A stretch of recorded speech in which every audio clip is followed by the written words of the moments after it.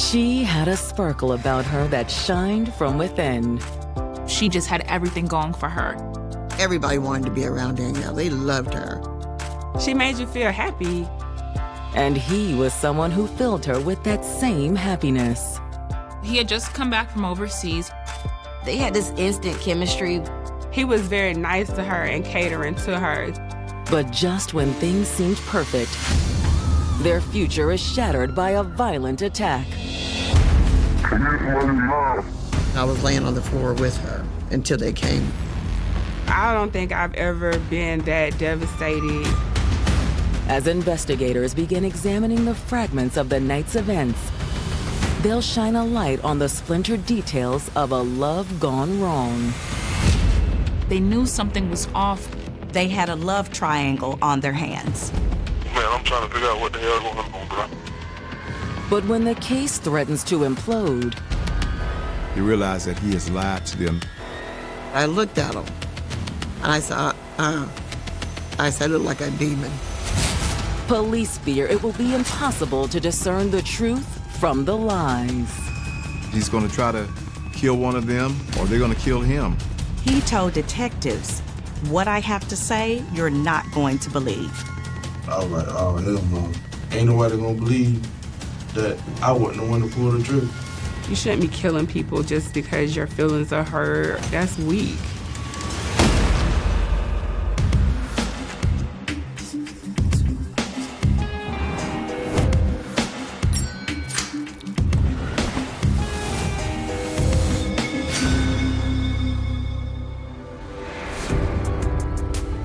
January 11th, 2009. As the holiday hustle fades, citizens of Jacksonville are looking forward to a new year on Florida's eastern coastline. Jacksonville is a big city with a small town feel.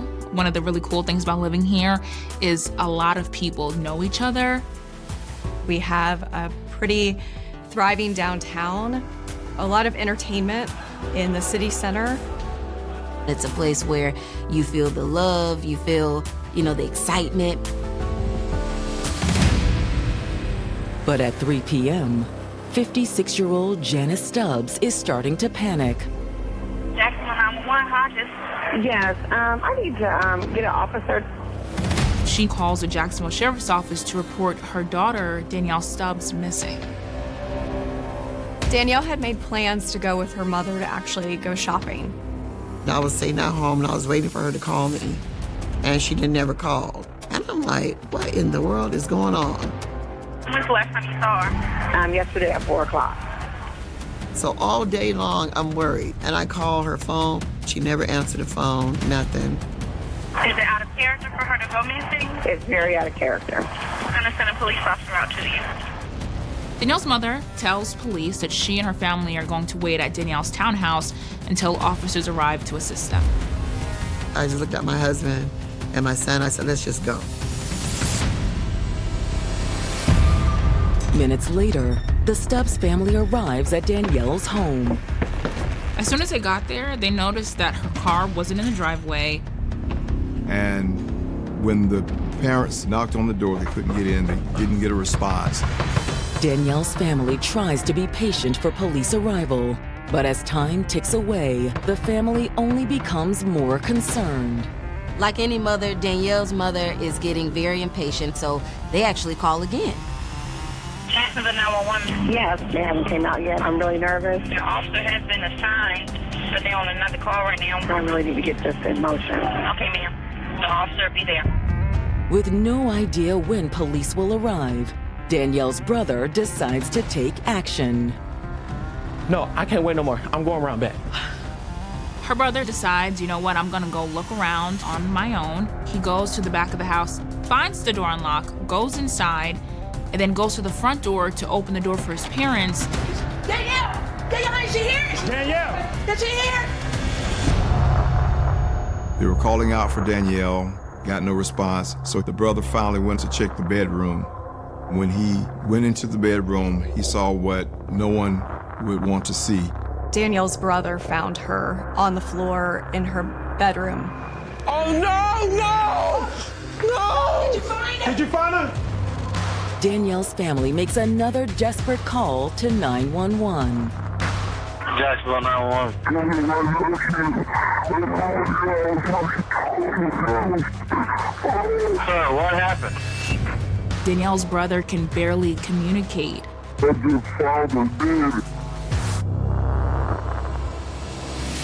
Since she was a child, Danielle Stubbs made it a point to always look her best.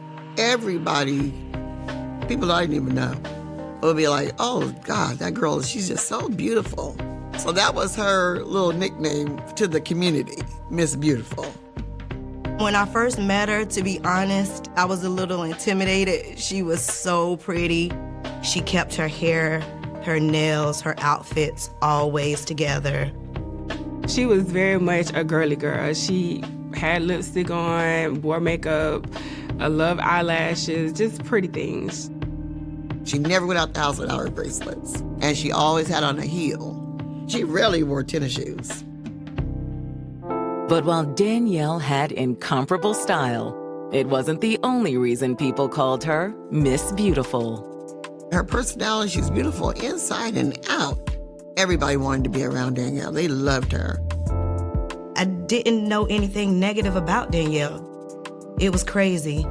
She was very giving. She made you feel happy. When 26-year-old Danielle wasn't spending time with family or friends, she was putting in long hours at work.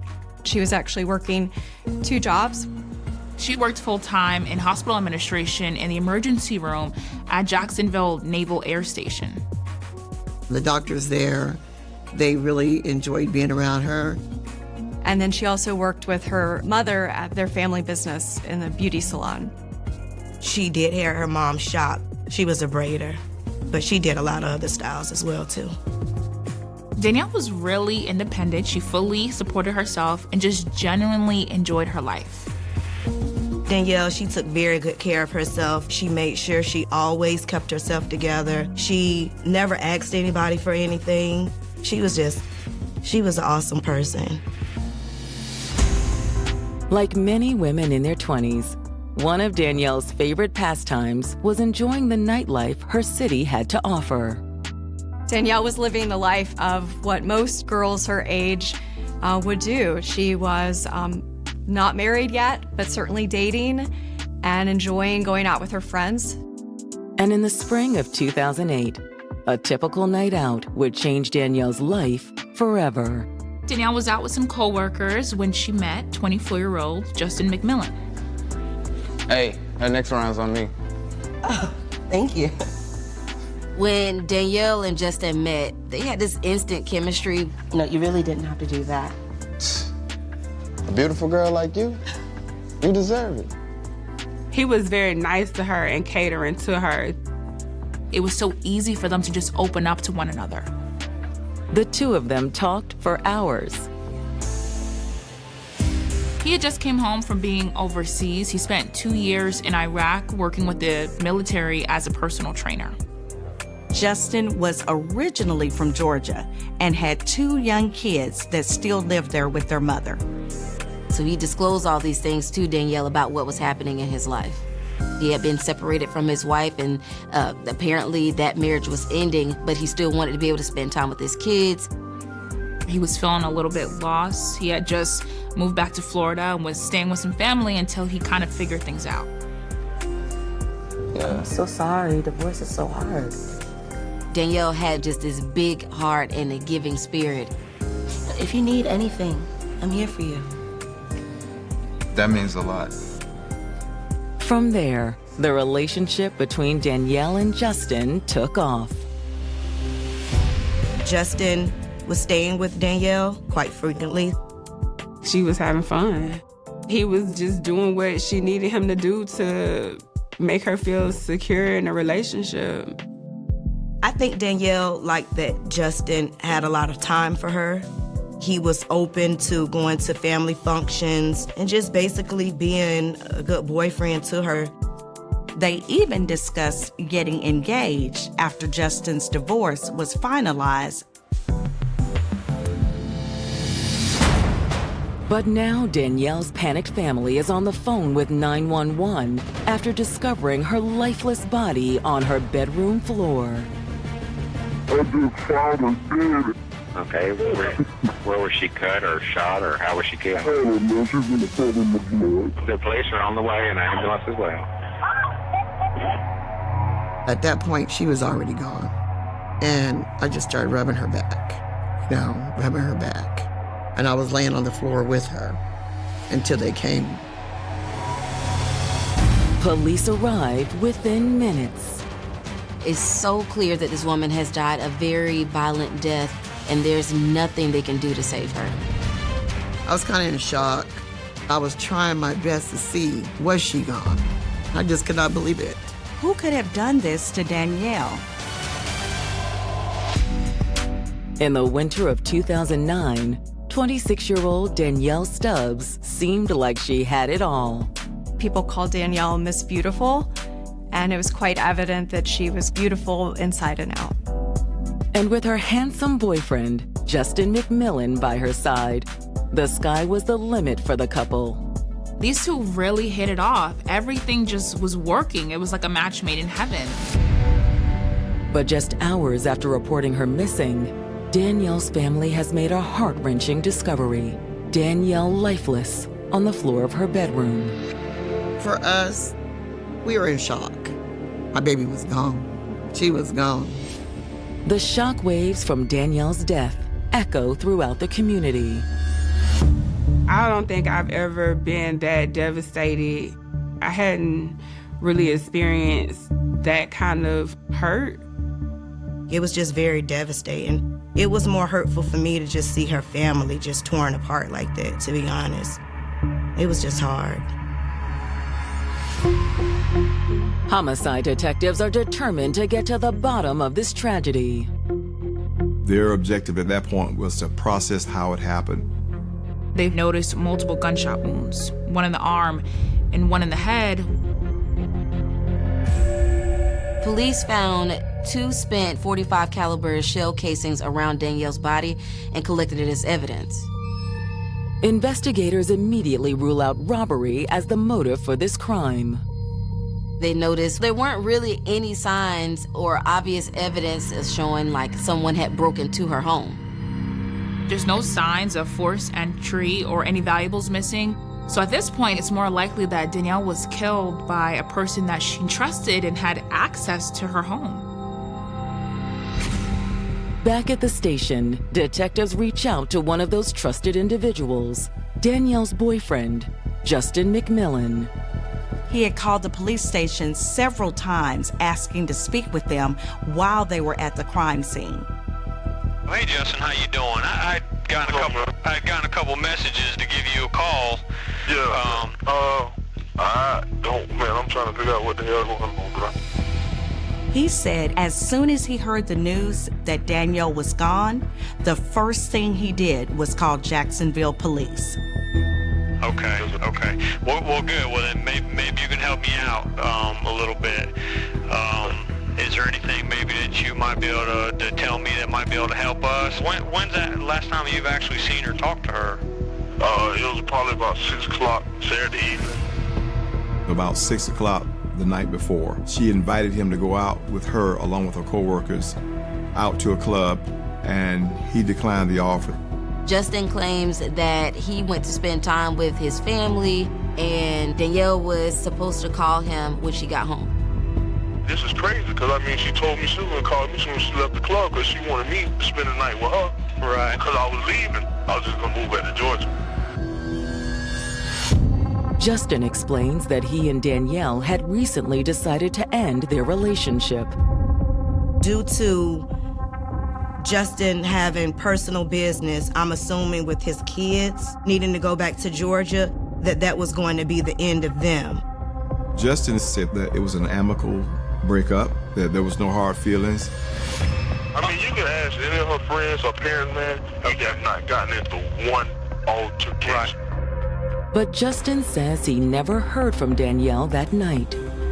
Justin tells detectives that he was supposed to hear from Danielle before the club closed, but when he didn't, he decided, okay, well, I might as well hit the road and head to Georgia. So what time do you think you was out of Jacksonville? It was maybe 2. He says he's been in Georgia ever since, but got worried when he hadn't heard from her. Is there anything that you know, maybe someone has been upset with her or people she's been hanging out with or anything? All right, it was this guy. He mentioned a gentleman by the name of Drew Elder, her co-worker. Drew was one of the co-workers Danielle had been out clubbing with on the night of January the 10th. Justin didn't really have a good feeling about Drew. Justin said he was very disrespectful to him. In fact, Justin tells detectives he and Drew had a tense run-in just a couple weeks earlier. About, I'm gonna say 2.5 weeks ago, I was driving her car because she took my car and went to the beauty salon. And I was at the gas station, went to go get me something to drink and a pack of Black & Mild. It was then that Justin ran into Drew. He was like, "Hey, that's Danielle's car?" And I was like, "Yeah." He was like, "Damn, she doing it like that?" I was like, "What you mean, man? Well, I mean, what's up?" Justin was always concerned about Drew with Danielle because he felt that he was too flirty, or he felt that he had a crush on Danielle. I said, "Man, what you talking about, man?" So he got in the car with his little homeboy and they left or whatever. Justin said Drew was definitely bad news. But is he capable of murder? It sounded like detectives had a love triangle on their hands.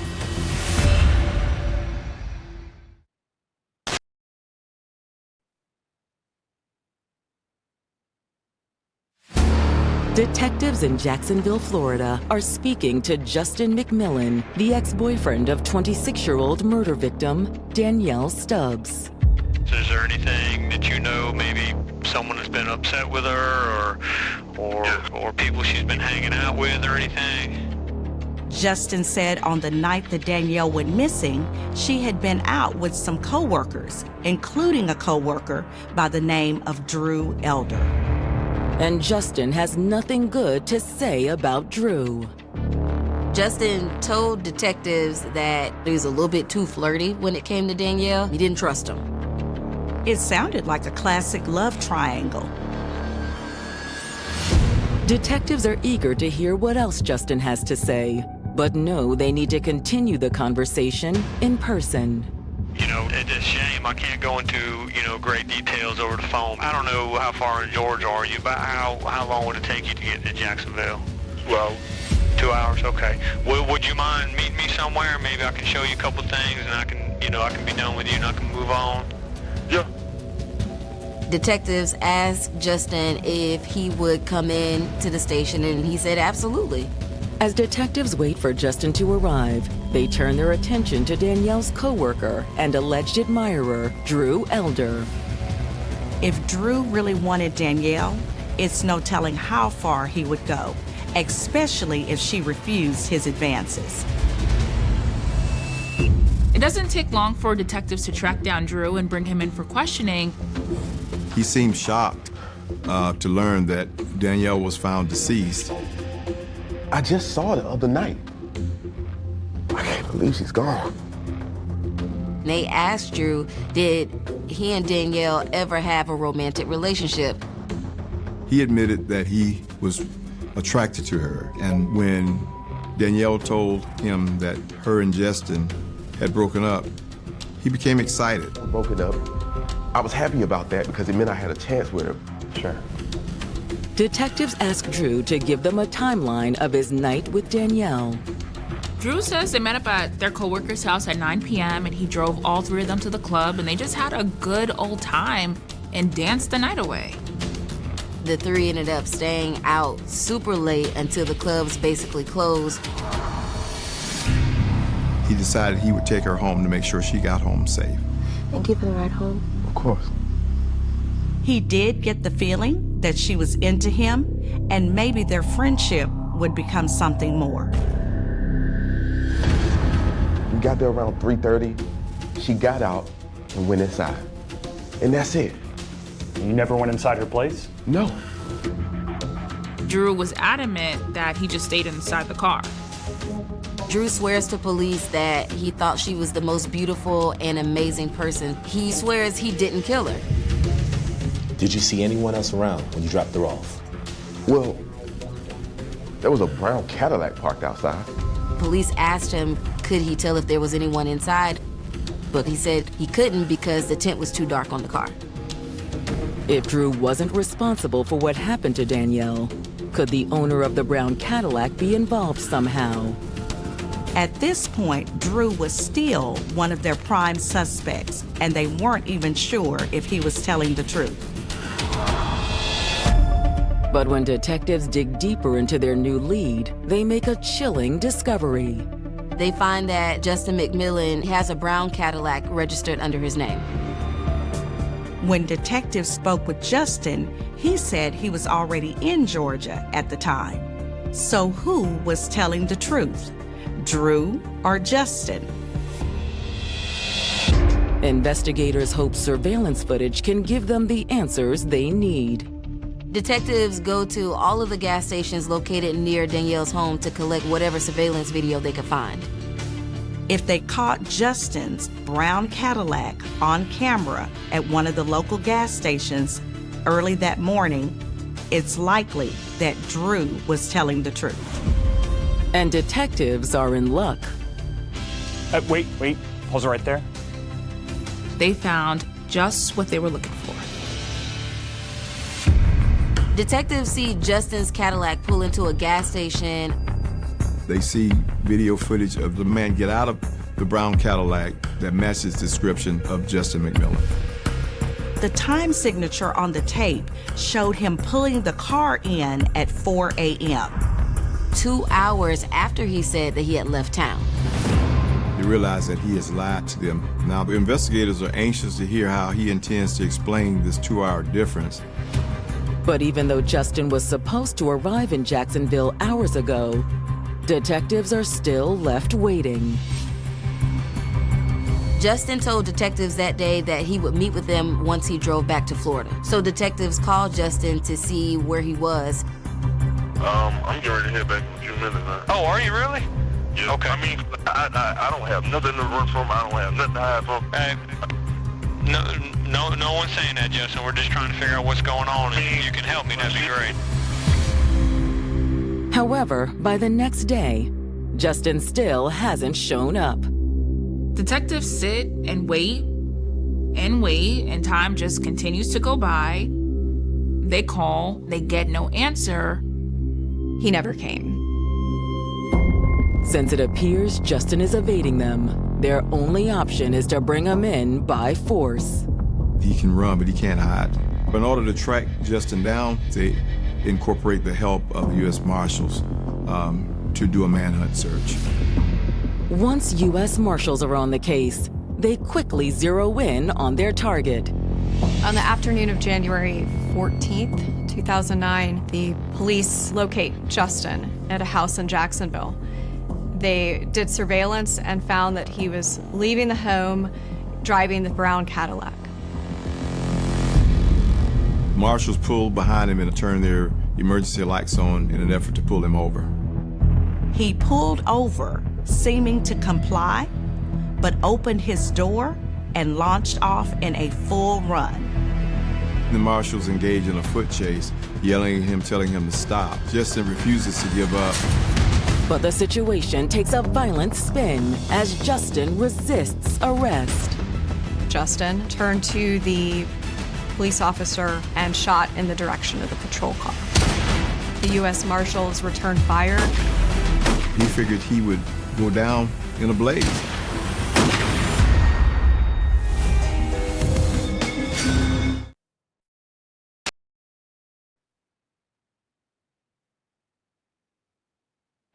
On January 14, 2009, authorities in Jacksonville, Florida are attempting to apprehend the man they suspect murdered Danielle Stubbs, her ex-boyfriend, Justin McMillan.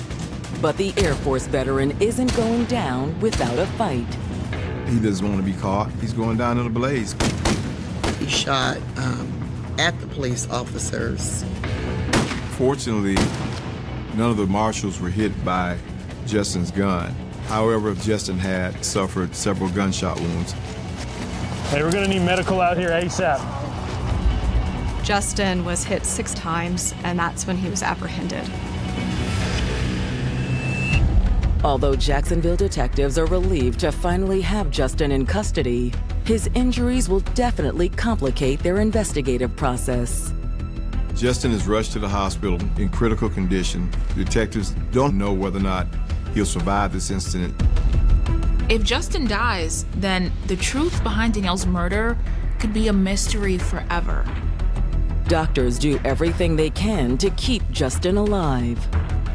He underwent several surgeries. He was also put into a medically induced coma. Meanwhile, investigators compare the bullets collected from the shootout to the ones found in Danielle's bedroom. The casings that were found in Danielle Stubbs' apartment came from a .45 caliber handgun, the same type of gun that was collected at the shootout with the U.S. Marshals. With all of this evidence pointing towards Justin, what detectives want now is a confession. And 2 weeks later, they'll get their chance when Justin awakens from his coma. On January 29th, detectives from the Jacksonville Sheriff's Office met Justin in his hospital room. Justin, hey man, how you feeling? Doing better? Okay. When we talked on the phone, you remember talking to me? Yeah.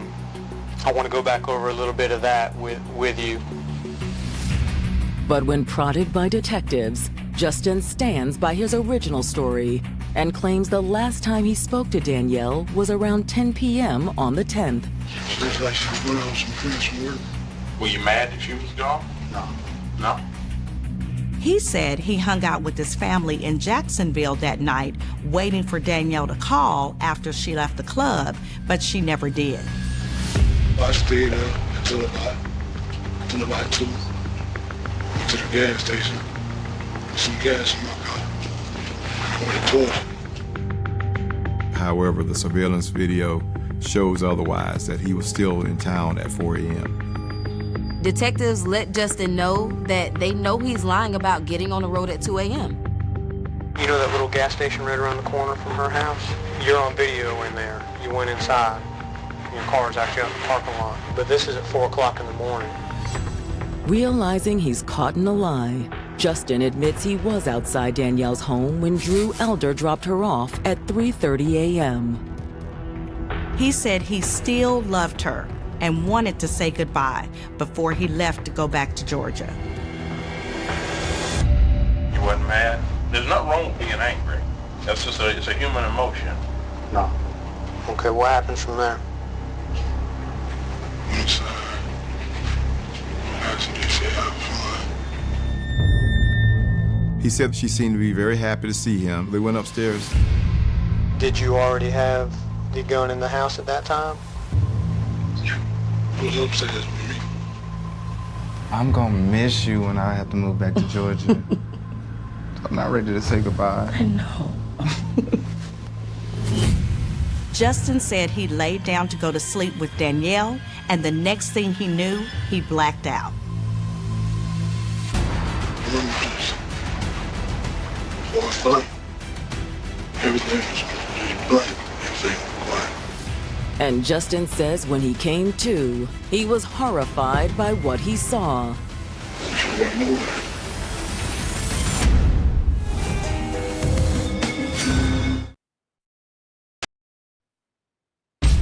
2 weeks after his violent shootout with police, Jacksonville detectives are finally speaking with murder suspect Justin McMillan. They shot him 6 times and his ass still didn't die. Justin now claims he woke up on the morning of January 11th to find Danielle dead. Did you try to wake her up or move or help her? Justin, look at me. Did you panic? Yes? Yes. And you leave? And you don't dial 911? You don't call family? I'm a little thing. I really don't. Saying you blanked out ain't gonna cut it. You a healthy man. The military. Detectives are tired of hearing the lie, so they let him know that he's not telling the truth, and they have evidence to prove it. Detectives tell Justin that they sent the bullets from his shootout with U.S. Marshals to be tested against the bullets found in Danielle's bedroom. What do you think the results were? It was a match. Yeah. Now you're in a tight situation right now, okay? At this point, Justin is beginning to realize that the walls are closing in. We know the rest of the answers. Okay, we know the where and the who and the what and the how, but why? What happened in there that was so bad that you had to shoot her? Was it her being dropped off by the guy? I mean, honestly. Huh? Is that what it was? Justin can't take the pressure any longer. He now admitted to being angry when he saw Danielle's co-worker, Drew Elder, drop her off. Justin claimed to police at that time that he was angry that she had been out with another man. He waited till she went inside, and that's when he went in behind her. Like, you think you could just sit there and disrespect me like that? We aren't together anymore, Justin. I can do whatever I want. What? They had a fight. I'm sure they had a fight. Danielle was a fighter. That's when I lost you. Huh? Thought about him? And you lost him? What happened? What happened? I shot. He was like, ain't nobody gonna have you if I can't have you. That's how he thought in his head. And then what? Shot her again? That's when Justin admits he fired the fatal shot into her head. She was shot twice, so he meant to kill her. He literally meant to kill her. Once Danielle was dead, he just walked out. He went to a nearby gas station to fill up his car and then left for Georgia. I wish none of this would have happened. I deserve to be punished. Yeah, probably so. The detectives tell him that he's going to be charged with the murder of Danielle Stubbs, as well as attempted murder of U.S. Marshals. Word of Justin's arrest spreads like wildfire. Once he went to jail, they caught him and everything. We saw it on the news, and people were calling. I mean, it was a big time. It was a big thing in Jacksonville. It was a sigh of relief, but at the same time, I knew it wasn't going to bring my friend back. With Justin McMillan's confession now on record, investigators are hoping for an easy conviction. But as the trial looms closer, they get an unexpected call from the Duval County Jail. While awaiting trial, Justin asked to speak with members of the Jacksonville Sheriff's Office.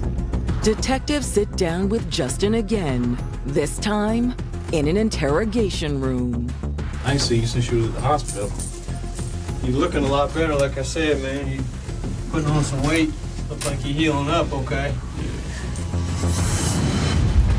He told detectives, what I have to say, you're not gonna believe. It's pertaining to that night. Okay. I didn't pull the truth. He changed his story entirely.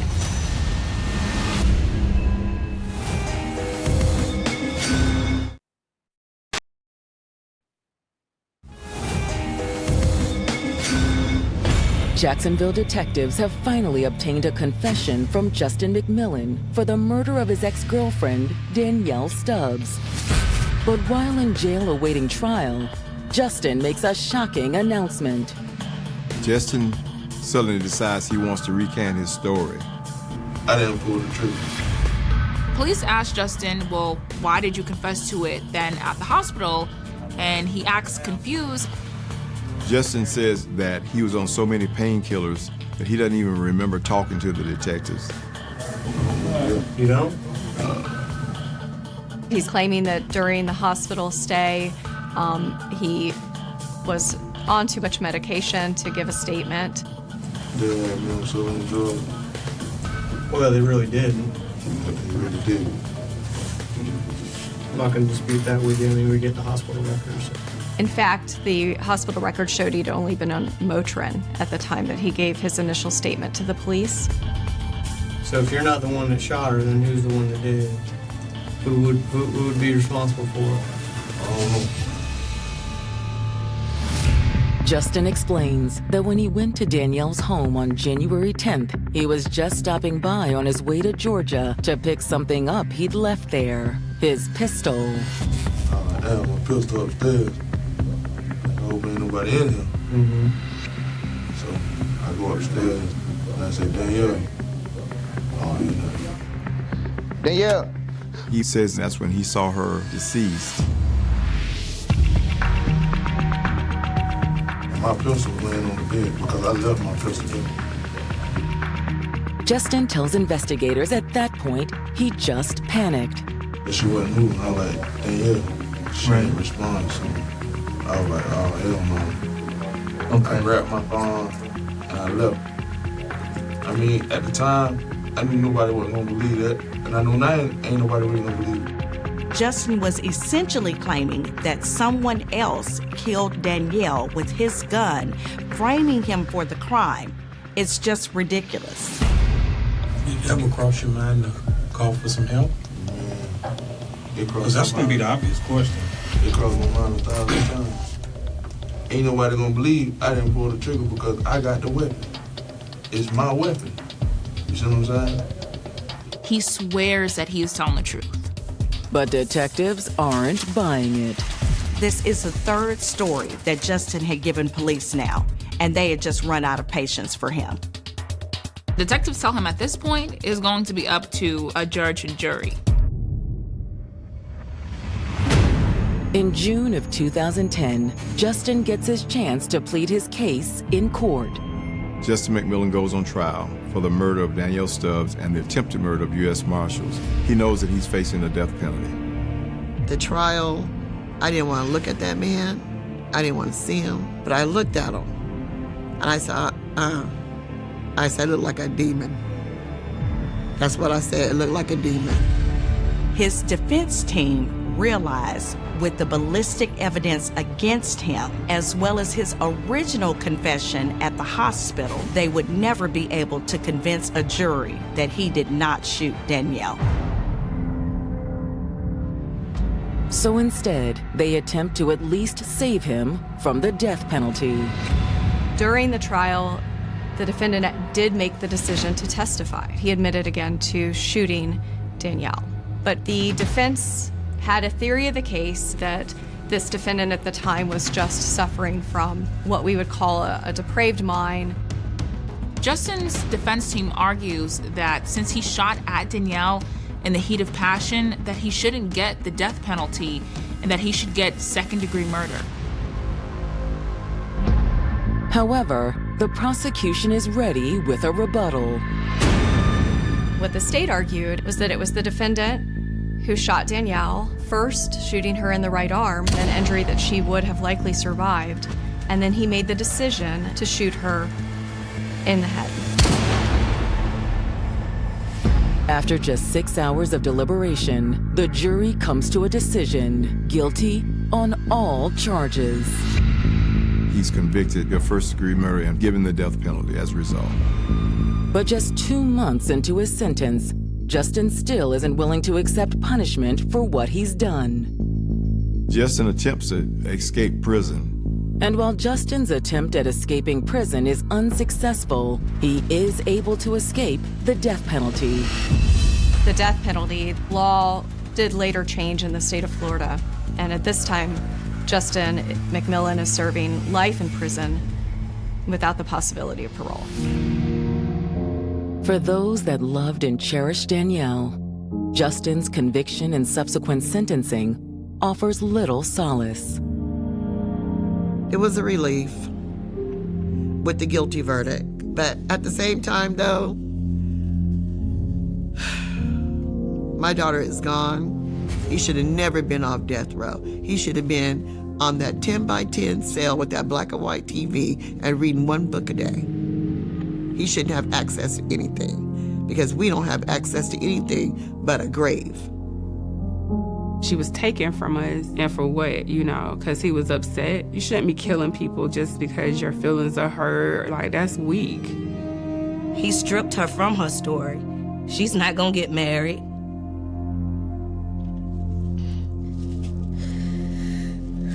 She's not gonna have kids. It was just a blessing to know her. The short amount of time. The last person who saw 14-year-old Lily Carter alive remembered the bicycle first. Not Lily's face. Not her frightened eyes. Not the nervous little wave she gave before turning the corner near Maplewood Road. Just the bicycle. Bright red. Rust beginning to creep along the chain. A white ribbon tied beneath the seat fluttering wildly in the October wind like a tiny distress signal nobody understood yet. Years later, after the investigations, the documentaries, the endless theories and accusations, witnesses would still describe that ribbon before anything else. Because somehow the smallest details survive longest when horror enters a town quietly. October 17, 1994. Cold rain. Football practice ending beneath stadium lights. Parents driving home from grocery stores with local radio humming softly through car speakers. Ordinary life moving forward without warning. Lily left her friend Tara's house at approximately 5:52 p.m. She was supposed to be home in 20 minutes. Her route cut past Black Creek Road, across a narrow service bridge, then through the eastern edge of Ashbury where small houses sat close together beneath old maple trees. She traveled that path constantly. Everyone knew Lily. Teachers described her as shy but funny. Neighbors remembered her helping elderly residents carry groceries. She loved horses. Collected cassette tapes. Drew tiny stars across the corners of her notebooks during math class. At 6:14 p.m., a woman walking her dog saw Lily pedaling hard through freezing drizzle near the old utility road beside Black Creek Woods. At 6:17 p.m., another witness noticed a county maintenance truck parked partially hidden behind overgrown trees nearby. At 6:20 p.m., Lily Carter disappeared forever. Her mother called police before sunset. That mattered later, because parents in the 1990s were often told to wait. Wait 24 hours. Wait for runaways to come home. Wait for teenagers to calm down after arguments. But something about the empty feeling inside the Carter house terrified Lily's mother immediately. She knew. Before the officers arrived. Before the search parties formed. Before helicopters cut through darkness over Black Creek Woods, she knew something terrible had already happened. By 8 p.m., volunteers carrying flashlights moved through muddy fields surrounding town while deputies knocked on doors asking the same desperate question repeatedly. Did you see a girl on a red bicycle? The bicycle was discovered first, standing upright beside a gravel drainage ditch less than 2 miles from Lily's route home. Not crashed. Not abandoned carelessly. Positioned almost carefully near the edge of the woods as rainwater dripped slowly from the handlebars. One white sneaker lay nearby in the mud. Her backpack was gone. Detective Harold Bennett arrived at the scene shortly after midnight and immediately felt something wrong settling over the investigation. No drag marks, no blood, no obvious struggle. It looked staged. Search dogs tracked Lily's scent toward Black Creek Woods before abruptly losing direction near an isolated utility access road rarely used by civilians. Tire impressions appeared briefly in the mud, but relentless rain erased most forensic detail before evidence teams could preserve the scene properly. The town of Ashbury barely slept that night. Church parking lots filled with volunteers. Parents kept porch lights burning until sunrise. Children whispered rumors through bedroom phones while television stations interrupted regular programming with urgent bulletins about the missing 14-year-old girl last seen riding home alone through freezing rain. Then morning arrived, and Lily Carter still had not come home. The FBI joined the investigation 48 hours later after national media began covering the disappearance. Search grids expanded across 3 counties. Divers entered Black Creek Reservoir despite near-freezing temperatures. Helicopters scanned endless forests while mounted units searched abandoned farmland mile by mile. Nothing. No body, no clothing, no ransom call, just absence. And absence became the most terrifying part. Detective Bennett reviewed witness statements obsessively during the first week. One detail surfaced repeatedly beneath layers of conflicting testimony. Multiple witnesses described seeing a county utility truck near Black Creek Woods shortly before Lily vanished. White truck. Reflective markings.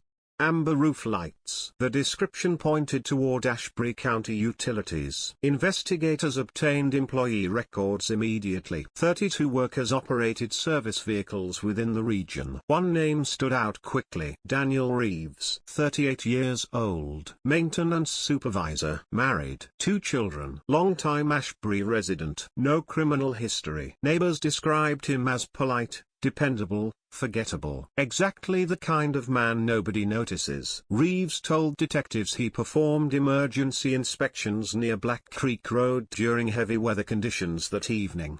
His explanation sounded reasonable at first. Utility crews frequently checked vulnerable power lines during storms. But investigators later discovered no service outages existed in that sector. No emergency calls. No repair requests. Nothing requiring his presence there. Bennett questioned Reeves personally 3 days after Lily disappeared. The interview unsettled him immediately. Not because Reeves acted nervous. Because he didn't. Most innocent people confronted during child abduction investigations show confusion, fear, outrage, disbelief. Reeves remained calm the entire time. Soft voice. Steady breathing. Relaxed posture. He answered questions carefully without hesitation while rain tapped against the interrogation room windows. Then Bennett placed Lily's school photograph on the table. For several seconds Reeves stared silently at the image and smiled. Tiny smile, barely visible. But wrong. Bennett felt cold spread through his chest instantly. "Did you know her?" he asked quietly. Reeves looked up calmly. Everyone knew Lily Carter. The statement stayed with Bennett long after the interview ended. Search warrants followed within days. Detectives searched Reeves' truck, garage, tools, basement, property.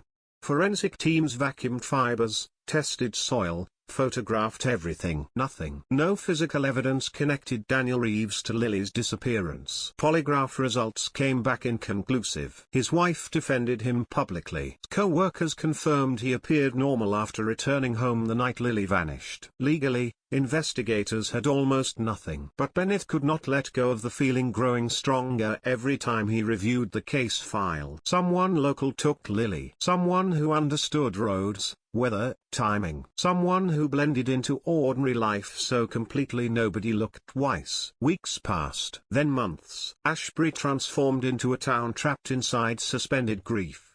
Volunteers continued searching despite winter snow burying forests beneath ice.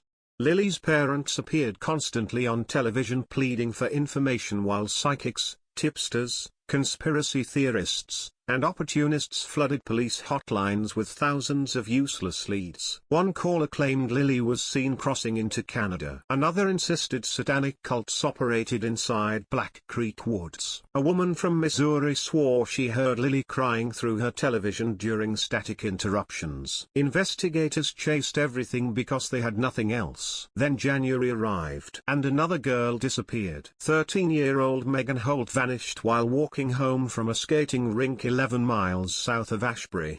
Witnesses saw her speaking briefly beside a dark sedan near railroad tracks shortly before snowfall intensified across town. Her backpack was found the next morning. No Megan. No witnesses after that. Panic exploded across the county. 2 missing girls. Same age range. Same region. Same impossible vanishing act. Schools closed temporarily while state police flooded the area. Parents refused to let children walk alone anywhere. Gun sales increased dramatically across surrounding counties. Reporters described Ashbury as a community under siege. The FBI officially declared both disappearances likely connected, and Detective Bennett stopped sleeping entirely. He built timelines obsessively across office walls. Maps. Photographs. Weather patterns.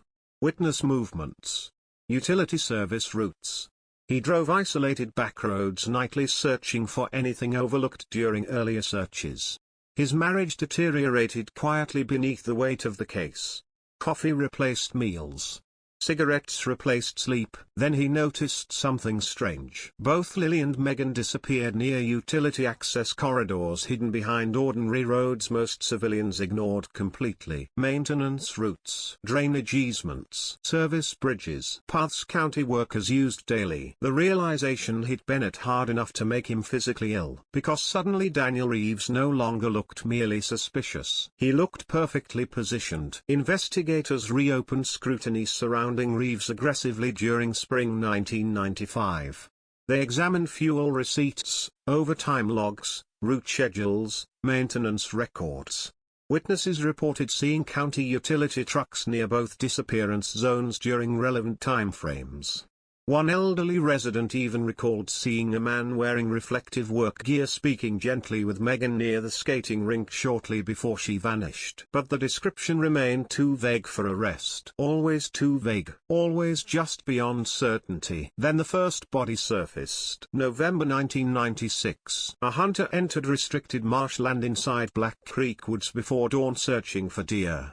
Around 7:12 a.m., he discovered fabric protruding from shallow earth beneath dead leaves near a creek embankment approximately 5 miles north of Lily's abandoned bicycle. Police arrived within 20 minutes. The hunter later told reporters he knew immediately it was human because the woods suddenly felt dead quiet. Forensic teams excavated the grave carefully beneath freezing rain while helicopters circled overhead broadcasting live footage nationwide. The remains belonged to a young female, approximately 14 years old, and tied carefully around one skeletal wrist. Investigators discovered a faded white ribbon still knotted perfectly despite 2 years underground. Lily Carter had finally been found, but the horror waiting beneath the soil was only beginning. The moment forensic teams confirmed the remains belonged to Lily Carter, the entire town of Ashbury seemed to stop breathing. Church bells rang without coordination that afternoon, one after another across the county, while television helicopters hovered above Black Creek Woods broadcasting images of investigators carrying evidence bags through freezing rain. Parents pulled children home from school early. Businesses closed before sunset. And outside the Carter residence, reporters stood shoulder to shoulder in silence as Lily's father opened the front door briefly, looked at the cameras with hollow eyes, then closed it again without saying a single word. For Detective Harold Bennett, the discovery felt less like closure and more like the beginning of something darker. Because the grave raised immediate questions. Lily had not been dumped carelessly. She had been buried deliberately. Shallow, yes, but carefully positioned beneath layers of brush and leaves in a section of Black Creek Woods difficult to access unless someone knew the terrain intimately. The ribbon tied around her wrist disturbed investigators most. Not because of the knot itself, but because it looked intentional, preserved, almost ceremonial. The medical examiner delivered the first horrifying conclusion 48 hours later. Lily Carter had been alive for several days after disappearing. The room went silent when the report was read aloud inside the sheriff's department conference room.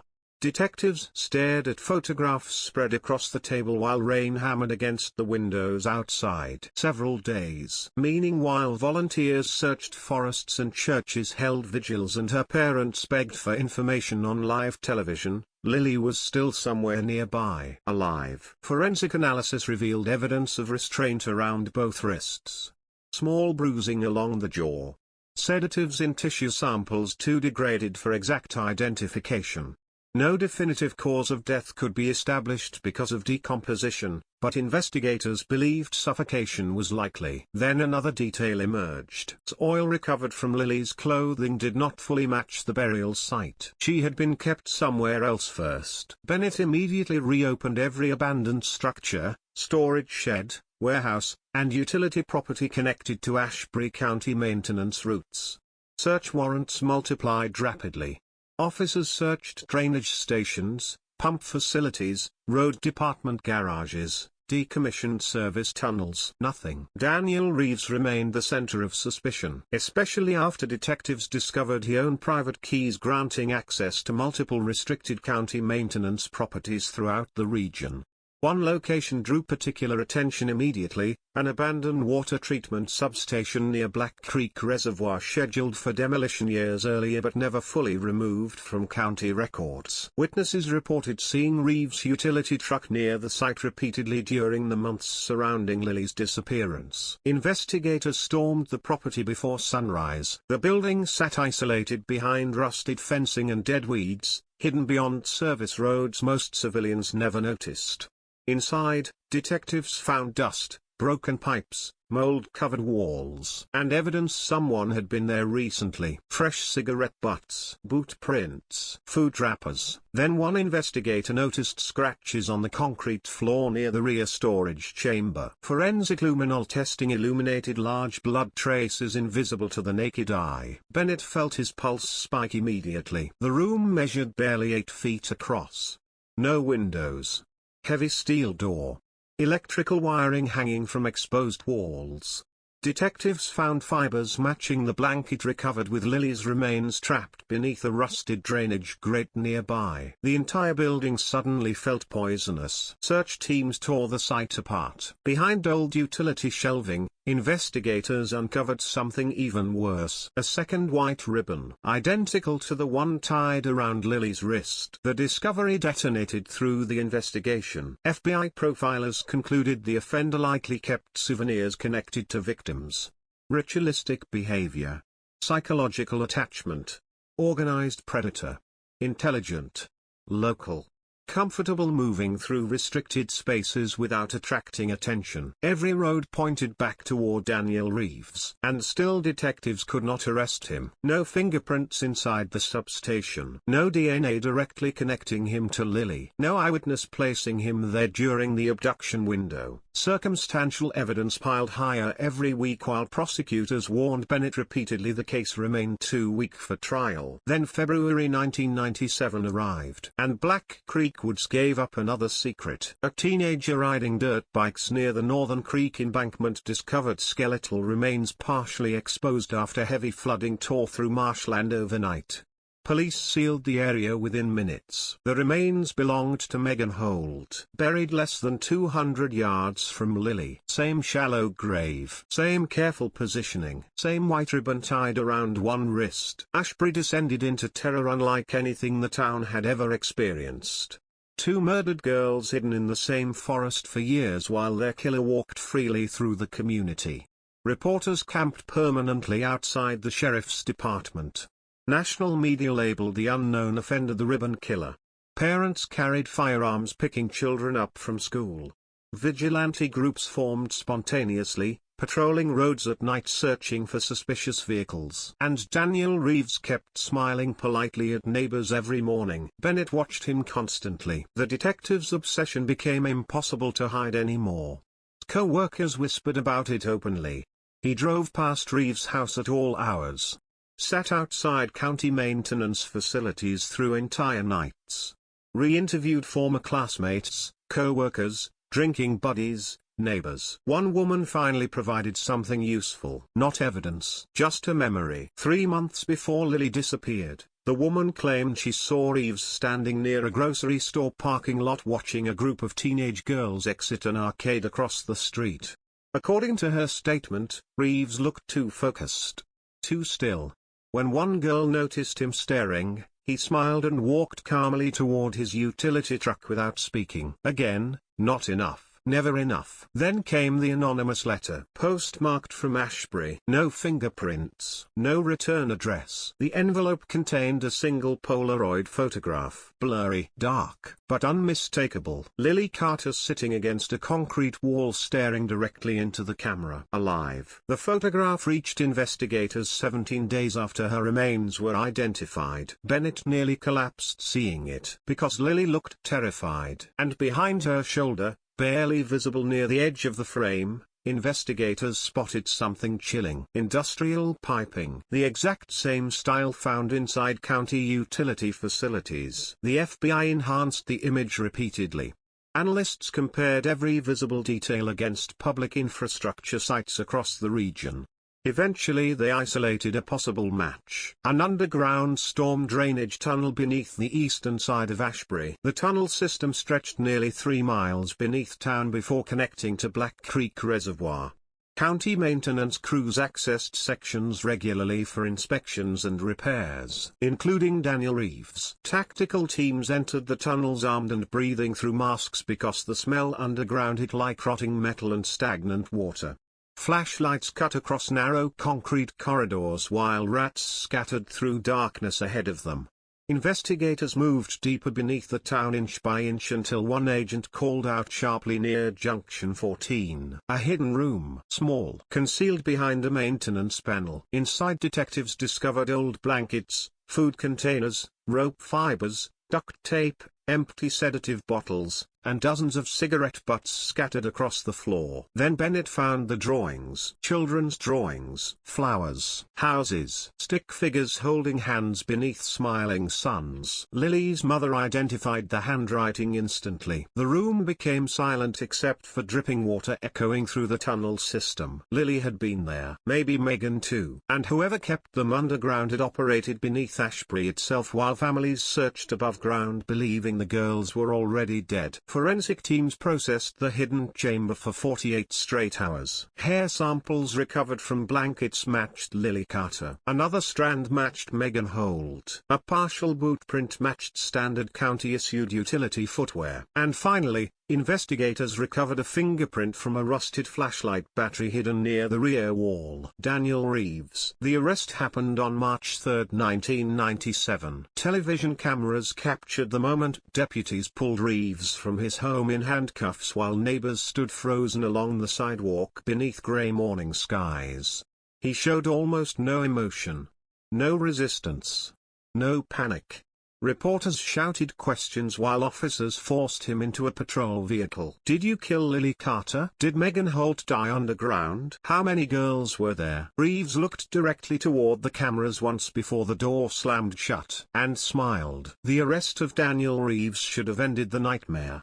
That was what the people of Ashbury wanted to believe as police convoys rolled through town carrying the handcuffed utility supervisor toward county jail beneath a storm of flashing cameras. After nearly 3 years of fear, graves, rumors, and endless headlines about missing girls, the community finally had a face to attach to the horror. Parents hugged children tighter that night. Churches filled again.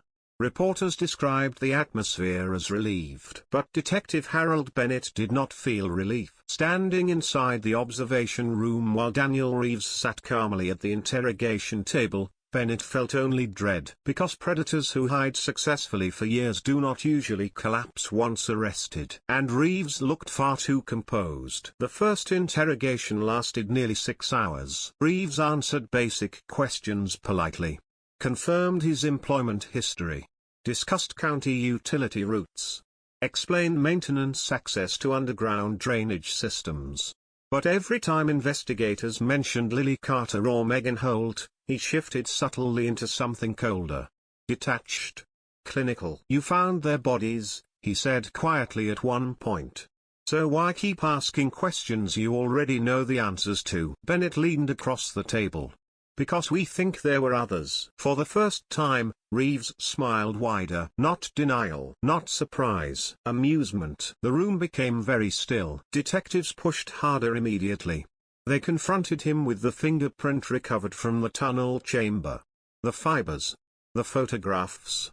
The underground room hidden beneath Ashbury. Reeves listened calmly to everything. Then he whispered something that froze everyone present. You only found the ones I left behind. Bennett felt his heartbeat stumble. What does that mean? Reeves leaned back slowly in the chair. You think those woods were special?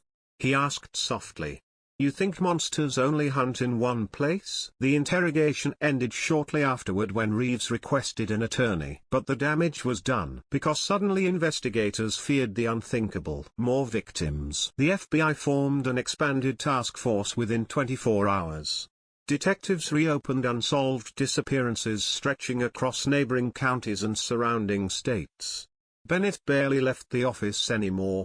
Walls disappeared beneath photographs of missing girls dating back nearly 15 years. Some cases involved runaways.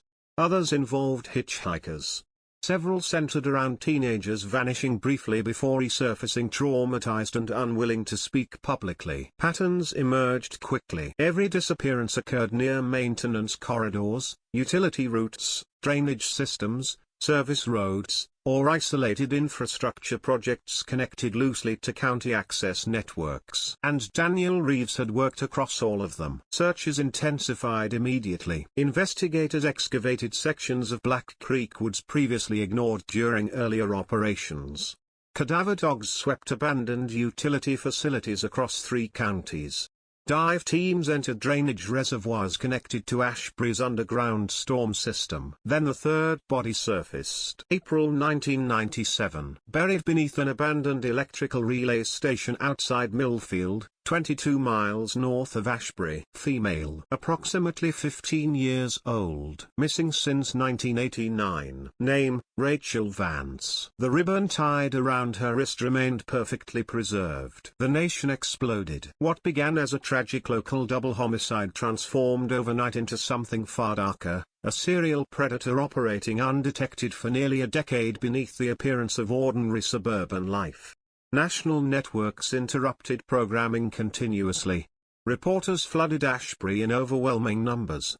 Psychologists appeared on television discussing organized offenders, ritualistic behavior, and predatory concealment tactics used by killers who blend into communities successfully. Meanwhile, Daniel Reeves remained absolutely calm, almost pleased. During later interrogations he spoke rarely, but when he did, investigators noticed something deeply unsettling. Reeves never referred to the victims by name. Only by numbers. Number 3 cried constantly. Number 5 understood the rules better. Number 7 almost escaped. The language horrified detectives. Not only because it reduced children into objects, but because investigators officially identified only 3 victims at that point. Meaning Reeves already acknowledged at least 4 more. Bennett's health deteriorated visibly during those weeks. He stopped shaving regularly. Lost weight. Developed tremors in his hands from exhaustion and stress. Co-workers described him sitting alone for hours studying photographs while cigarette smoke filled the office around him like fog. Because somewhere beneath the growing pile of evidence, Bennett sensed something even worse waiting. And he was right. The breakthrough came from a retired county employee named Walter Green, 71 years old, former utility dispatcher. Green contacted investigators after recognizing Reeves repeatedly in news coverage. According to his statement, Reeves volunteered constantly for remote maintenance assignments other employees avoided. Storm tunnels, reservoir inspections, abandoned treatment stations. Places isolated enough that nobody questioned extended work hours. But Green remembered one specific incident from 1992. A teenage runaway disappeared briefly near Ashbury before resurfacing 2 weeks later outside a highway motel 50 miles away. The girl refused to cooperate with police and eventually vanished from state custody. At the time investigators believed she escaped voluntarily. Green now remembered seeing Reeves arguing aggressively with another utility worker shortly after the girl resurfaced. The second worker's name stopped Bennett cold. Michael Danner, age 42, county maintenance technician, dead since 1994 following an apparent drunk driving accident. Investigators reopened Danner's file immediately. The details looked wrong almost instantly. The accident occurred on an isolated service road near Black Creek Reservoir late at night. No witnesses. No skid marks. Toxicology reports showed alcohol levels inconsistent with statements from people who saw Danner earlier that evening. And according to archived police notes, Danner appeared frightened during the weeks leading up to his death. One co-worker even recalled Danner saying something chilling during a lunch break months earlier. "If anything happens to me, look underground." Nobody understood the statement at the time. Now it sounded like a warning from the grave. The task force expanded again. Investigators searched Danner's old property and recovered boxes hidden beneath garage floorboards containing maps, handwritten notes, and maintenance records connected to drainage systems surrounding Ashbury. One notebook entry dated September 1993 included a sentence that made Bennett physically sick. Danny keeps bringing them into the tunnels. Bringing them, plural. The investigation turned explosive overnight. Had Michael Danner helped Reeves? Tried to stop him? Known everything? Questions multiplied faster than answers. Then forensic analysts uncovered another terrifying detail from the underground chamber beneath Ashbury. Several cigarette butts recovered that contained DNA from two individuals. One profile matched Danielle Reeves. The second belonged to an unidentified female. Alive. Because the sample was recent. Less than 6 months old. Bennett immediately realized what that meant. Someone else had been inside that chamber recently. Maybe another victim. Maybe a survivor. Maybe someone investigators never even knew disappeared. The FBI released limited public statements urging anyone with information about missing girls connected to Ashbury utility corridors to come forward immediately. Hotlines exploded. Former runaways contacted police describing encounters with men posing as maintenance workers. Several women recalled escaping suspicious situations involving utility vehicles years earlier. Then came the call from Indiana. A social worker reviewing old case files discovered records involving an unidentified teenage girl found wandering near Interstate 74 in early 1996. Malnourished. Sedated. Terrified of underground spaces. The girl refused to provide her real name and disappeared from a foster facility weeks later before investigators could identify her. But one detail in the file changed everything. When shown photographs of common objects during psychiatric evaluation, the girl suffered severe panic reactions to white ribbons. Bennett traveled to Indiana personally. The records painted a horrifying picture. The unidentified girl, referred to only as Jane, displayed trauma symptoms consistent with prolonged captivity.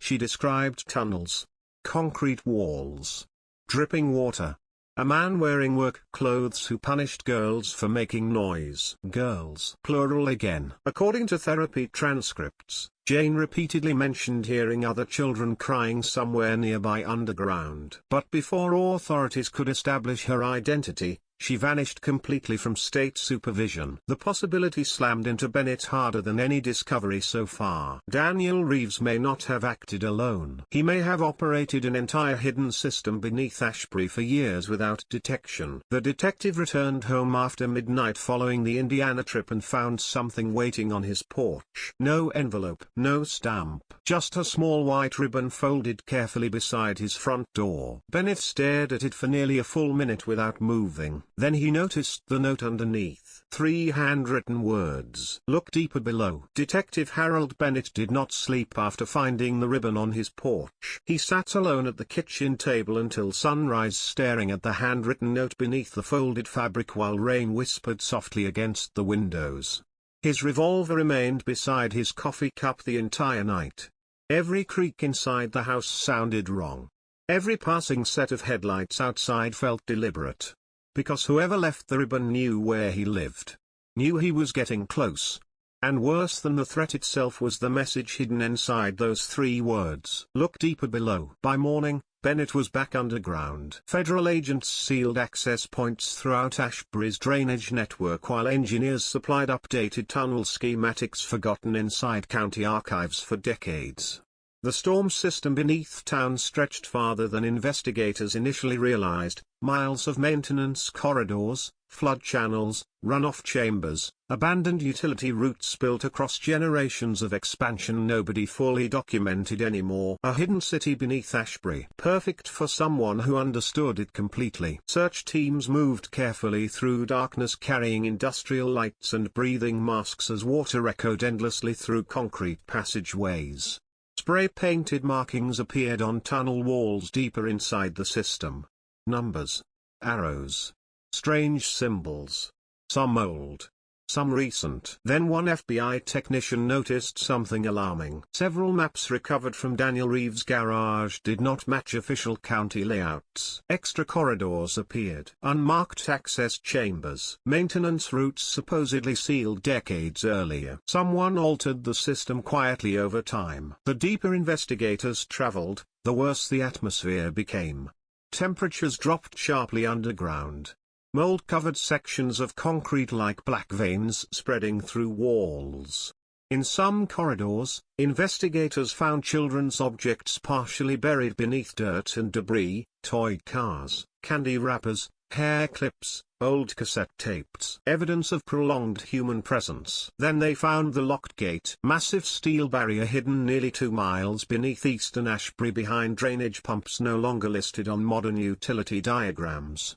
Rust covered most of the structure except around the lock itself. Fresh scratches. Someone had been opening it recently. Federal agents cut through the chain carefully while Bennett stood close enough to hear his own heartbeat pounding inside his ears. The gate opened into darkness, and the smell hit them immediately. Rot. Chemicals. Something ancient and wrong. The corridor beyond narrowed sharply before descending into a larger underground chamber illuminated faintly by emergency lighting connected illegally to city power lines.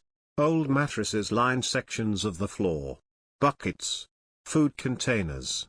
Children's clothing folded neatly beside walls. Then one investigator whispered something no one present would ever forget. "Oh my God." Photographs covered the far wall. Dozens of them. Teenage girls. Some smiling normally like school portraits. Others crying. Several visibly restrained. Bennett walked closer slowly while the beam from his flashlight trembled across faces staring back from the darkness. Lily Carter, Megan Holt, Rachel Vance, and many more. Some identified, most not. The room felt less like a hiding place and more like a private museum built by someone obsessed with preserving fear. Then agents discovered the videotapes. 43 VHS cassettes stacked carefully inside waterproof storage containers.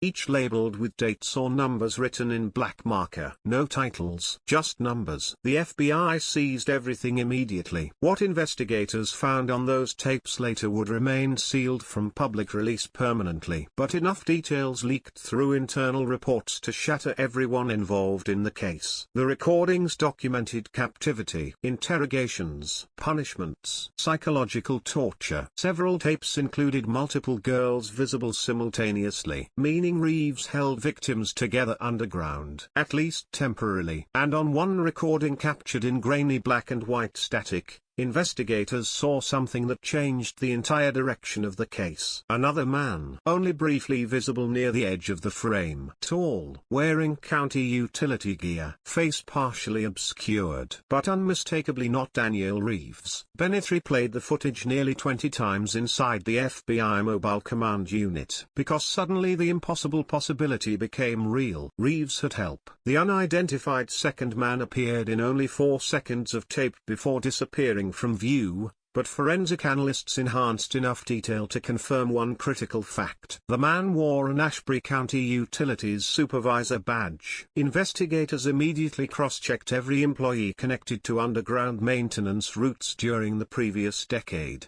Most were eliminated quickly. Retired workers. Verified alibis.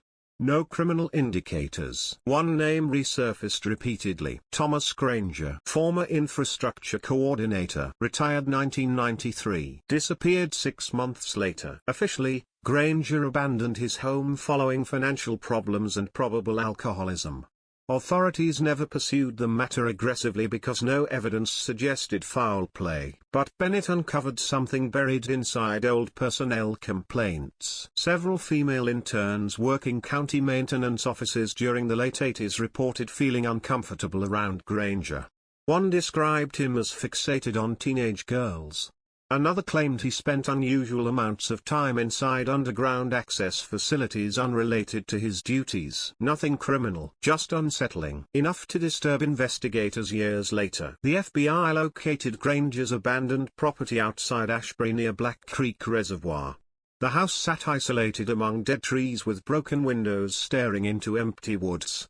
Local rumors claimed nobody entered the place since his disappearance. Search teams found signs someone still did. Fresh footprints, recent cigarette ash, food cans. Then Bennett discovered the hidden cellar beneath the garage floor. The staircase descended into darkness beneath concrete walls reinforced with old utility materials stolen from county sites.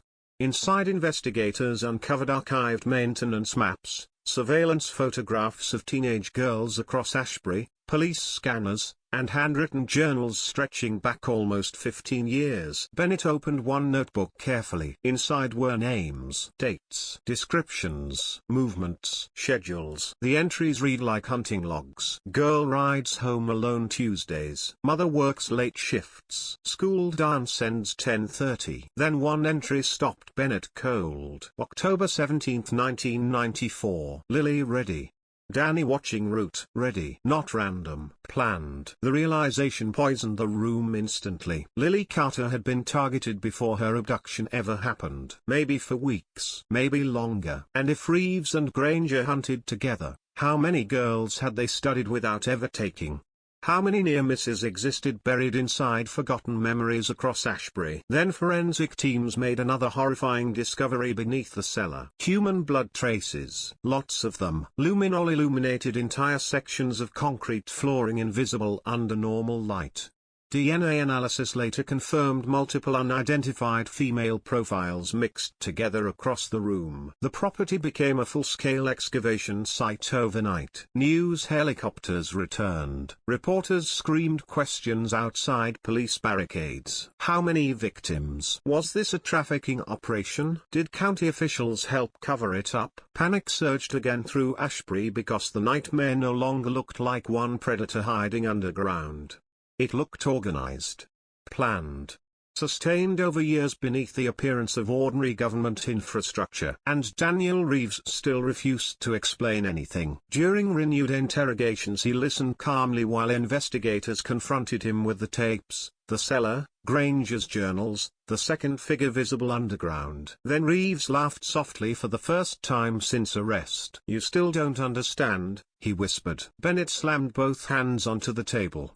"Understand what?" Reeves tilted his head slightly. "The tunnels weren't built for us," he said quietly. Silence swallowed the room. Bennett stared at him without moving. "What does that mean?" Reeves smiled again. "Ask the people who used them first." The statement detonated through the task force immediately. Investigators expanded historical research surrounding Ashbury's underground infrastructure and uncovered strange inconsistencies buried inside county archives dating back decades. Certain tunnel expansions lacked official authorization. Several drainage corridors connected to decommissioned Cold War civil defense projects never disclosed publicly. Old maintenance budgets vanished mysteriously across years when Thomas Granger supervised infrastructure development. And beneath all of it sat one impossible question: who built the hidden chambers before Reeves? Then came the final shock. A forensic analyst reviewing videotapes frame by frame identified background audio on one recording. Faint. Distorted. Barely audible beneath static. Children laughing. School playground noise. A bell ringing. The tape had been recorded somewhere near an active school. Bennett felt dread spread through him all over again. Because Ashbury Elementary stood directly above part of the tunnel network. The moment investigators realized sections of the underground tunnel system stretched directly beneath Ashbury Elementary School, panic tore through the town faster than any headline before it. Parents stormed school offices demanding answers while news helicopters circled overhead broadcasting live footage of police barricades surrounding the campus. Teachers tried calming terrified children inside classrooms as rumors spread wildly through hallways. Some students cried openly.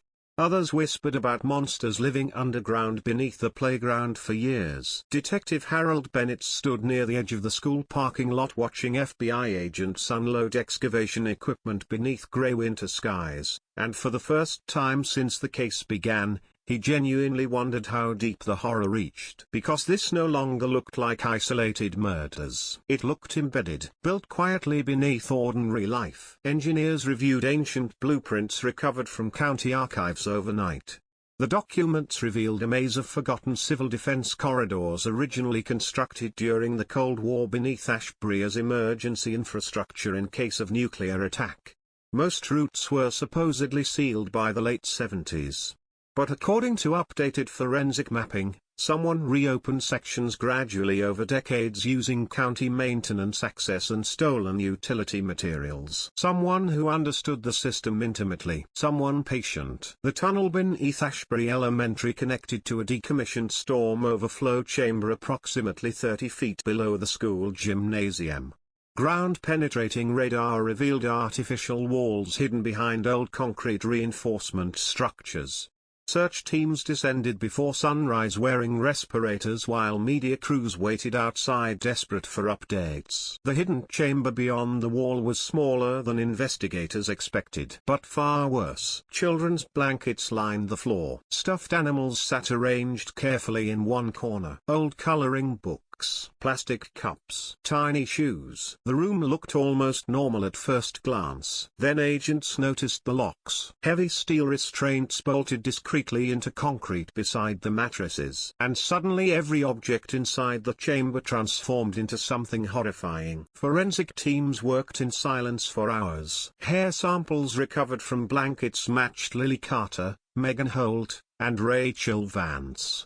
Additional DNA profiles belonging to unidentified girls appeared throughout the room.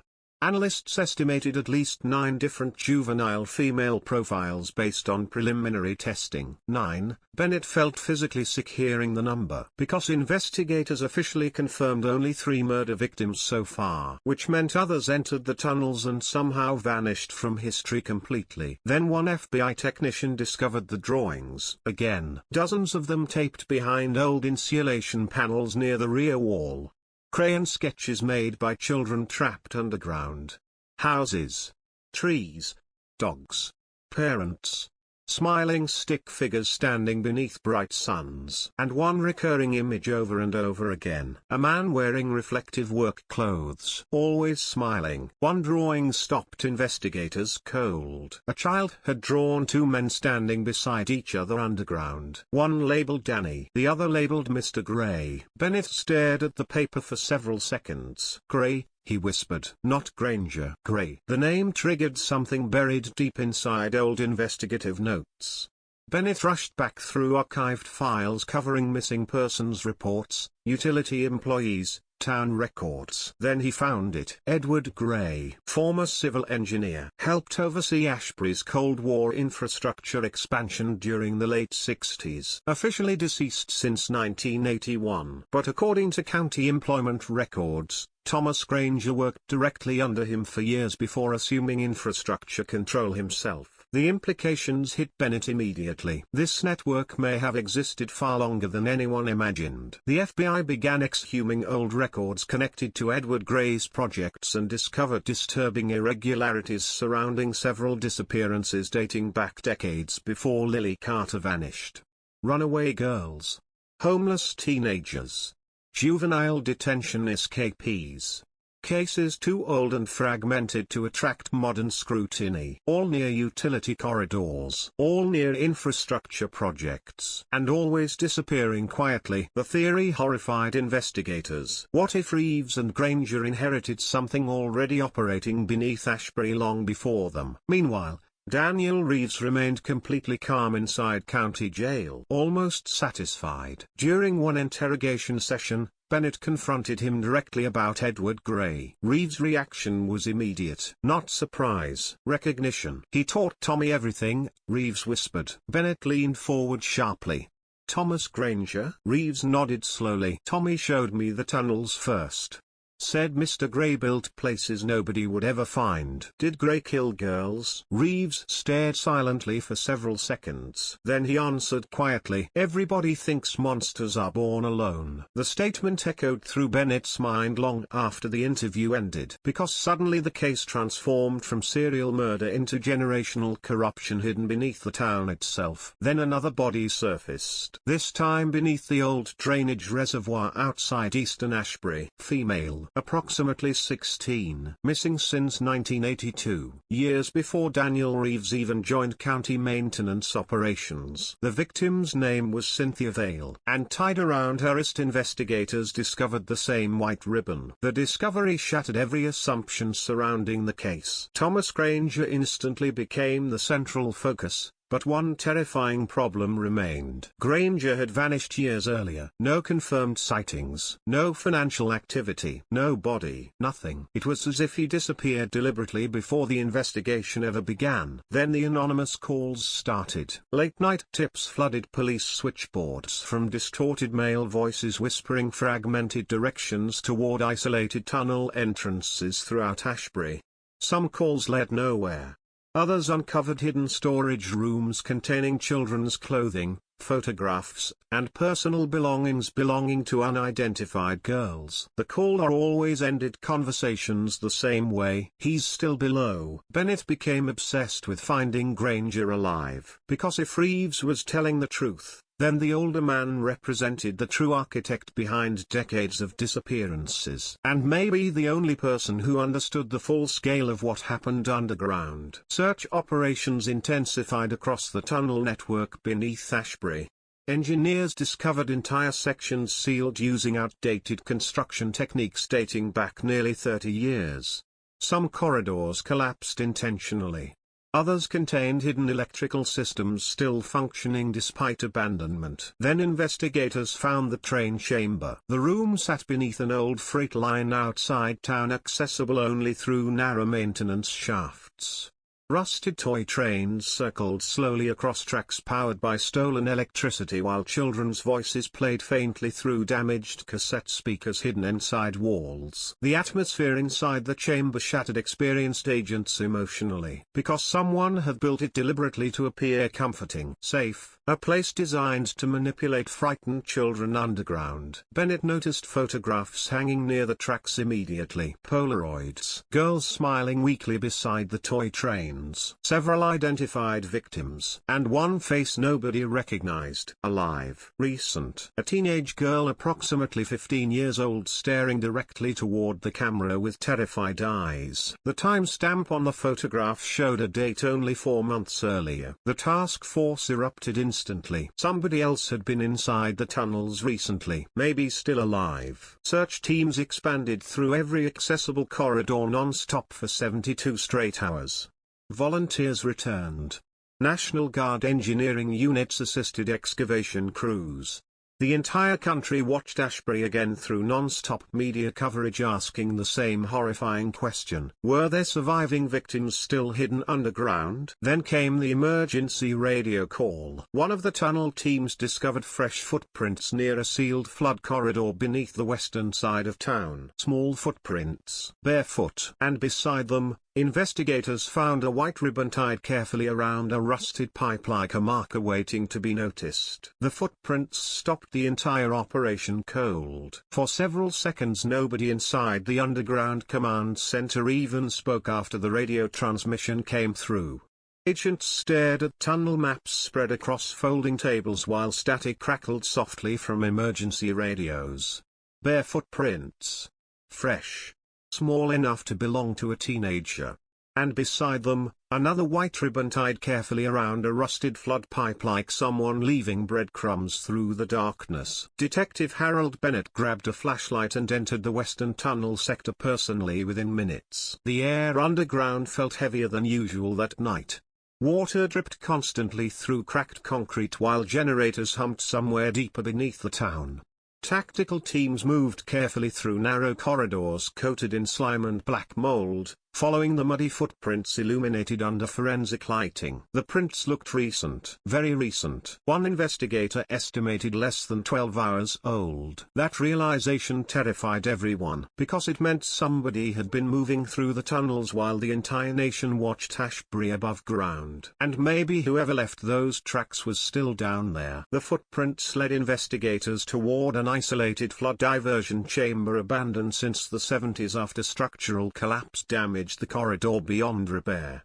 According to official maps, the route ended at a concrete dead wall. But the wall wasn't real. Behind loose reinforcement panels, agents discovered another hidden passage descending sharply beneath the original tunnel system.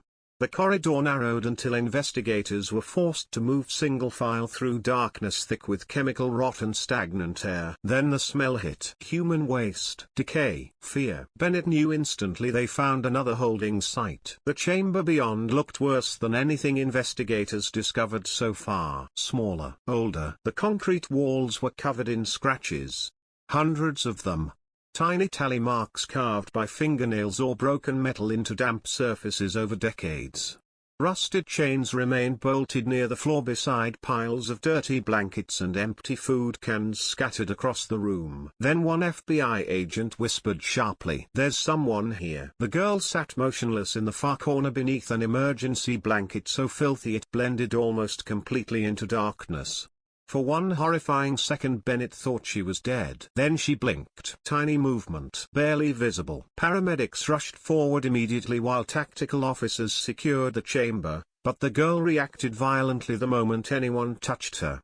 She screamed, kicked, curled against the wall with both hands covering her face. "No lights," she whispered frantically. "Please, no lights." Bennett crouched slowly several feet away. "You're safe now." The girl stared at him through tangled hair and trembling hands. Thin. Malnourished. Bruises visible across her wrists. Dirt covering most of her skin. She looked no older than 16. Then she asked the question that froze the entire room. "Did Danny send you?" Silence swallowed the chamber instantly. Bennett answered carefully. "Daniel Reeves is in jail." The girl stared blankly, then began crying so hard she nearly stopped breathing. Her name was later identified as Emma Hale. Missing since August 1996. 15 years old. Officially classified as probable runaway after disappearing from a shopping center parking lot nearly 80 miles outside Ashbury. She had been underground for 7 months. The discovery detonated across national media within hours. "Miracle survivor found beneath Ashbury" screamed headlines while psychologists, former FBI profilers, and trauma experts flooded television broadcasts discussing captivity conditioning and underground confinement. Reporters camped outside hospitals non-stop desperate for details. But Emma barely spoke initially. Doctors described her condition as severe trauma mixed with prolonged malnutrition and psychological conditioning. She startled violently at overhead lights. Refused beds positioned near windows. Panicked whenever doors closed completely. And one phrase escaped repeatedly during fragmented interviews. "He's still here." At first investigators assumed she meant Daniel Reeves psychologically lingering in her mind after captivity. Then Emma clarified. "Not Danny," she whispered. "The old man." Bennett felt ice spread through his chest instantly. Thomas Granger alive. Emma's testimony emerged slowly over several days. Federal psychologists remained present during every interview because the girl deteriorated emotionally whenever discussions turned toward the tunnels. But piece by piece, investigators assembled the most horrifying portrait yet of what existed beneath Ashbury. According to Emma, Daniel Reeves rarely acted alone underground. There was another man, older, grey hair, thin voice. She knew him only as Mr. Thomas Granger. Emma described Granger as the true authority inside the tunnel system. Reeves followed instructions constantly. Sometimes fearfully. Sometimes angrily. The older man controlled hidden rooms deeper underground that Reeves himself rarely entered without permission. Then Emma revealed something worse. There were more girls. Bennett closed his eyes briefly. "How many?" Emma shook uncontrollably. "I don't know. Some disappeared. Sometimes they screamed from far away." The interviews became increasingly difficult after that. Emma described hearing train sounds underground despite no active rail lines nearby. She remembered Granger telling stories constantly about keeping children safe below the noise. She described hidden rooms full of old photographs and broken televisions where Granger watched videotapes alone for hours. Then Bennett asked the question haunting everyone involved. "Where is Granger now?" Emma's answer changed everything. "There's another level." The tunnel maps were wrong. Again. Using Emma's fragmented directions combined with archived Cold War engineering records, FBI analysts identified possible undocumented substructures beneath the western drainage sector. Deep maintenance corridors originally constructed as emergency civil defense shelters during the 60s. Officially sealed. Forgotten publicly for decades, but not abandoned. Search teams descended nearly 50 feet below Ashbury through narrow utility shafts over the next 2 days. The deeper levels looked ancient compared to the upper tunnels. Concrete crumbling. Electrical systems primitive. Air thick with rust and stagnant water. Then agents discovered the doors. Massive steel blast doors hidden behind collapsed infrastructure. Cold War shelters. And someone had been living inside them. Fresh footprints. Generators running quietly. Food supplies stacked carefully against walls. Beds. Medical equipment. Children's toys. The scale stunned investigators. This was not a temporary hideout. It was an underground compound. Bennett entered the largest chamber cautiously with tactical teams surrounding him. The room looked almost domestic. Bookshelves, old furniture, battery-powered lamps, walls covered in photographs spanning decades. And sitting calmly at a table near the rear of the chamber was an elderly man wearing thick glasses and a grey maintenance jacket. Thomas Granger. Alive. For several seconds nobody moved. Granger looked up slowly from the notebook in front of him and smiled faintly as armed federal agents surrounded the room. "You finally came down far enough," he said softly. Bennett felt rage hit him like fire. "How many girls?" Granger sighed almost sadly. "You people always ask numbers first." Tactical officers forced him to the ground immediately while investigators flooded through surrounding chambers searching for victims, evidence, hidden exits. Granger offered no resistance at all. No panic.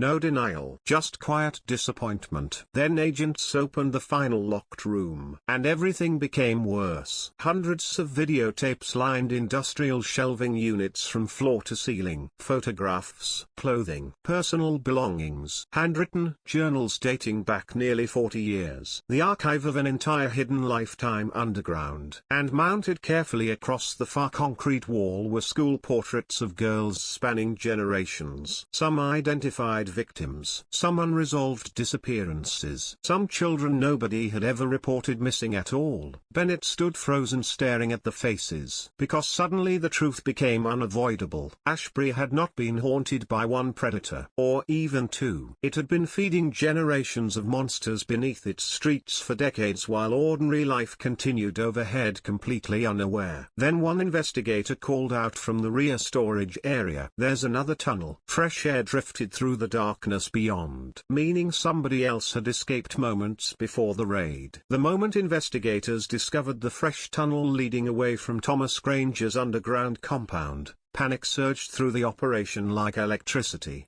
Tactical teams sprinted into the darkness immediately while radios erupted across every level beneath Ashbury. Someone had escaped. Fresh footprints covered wet concrete beyond the hidden exit passage. Heavy boot prints. Adult-sized. Moving fast. Detective Harold Bennett ran with the first pursuit team through tunnels so narrow agents scraped shoulders against crumbling walls while cold air rushed toward them from somewhere ahead. Flashlights bounced wildly across ancient concrete stained black with mold and rust. Water thundered through unseen pipes beneath their feet. Then the tunnel split. One route climbed sharply upward toward old maintenance shafts beneath eastern Ashbury. The other descended deeper underground into sections not appearing on any recovered maps. Bennett made the decision instantly. "Upward route," he ordered. "If someone's running, they want out." Teams separated immediately. The chase exploded beneath the town while above ground, news helicopters continued circling the school district completely unaware another possible predator was escaping through the maze underneath them. Agents following the upper tunnel discovered fresh blood smears on a concrete wall approximately 300 yards from Granger's chamber. Someone injured. Possibly during escape. The trail continued upward toward an abandoned storm access hatch near Ashbury's industrial district. Then came the radio call. "Movement ahead." Bennett heard shouting echo through the tunnel system before the sound of footsteps slammed against metal ladders above.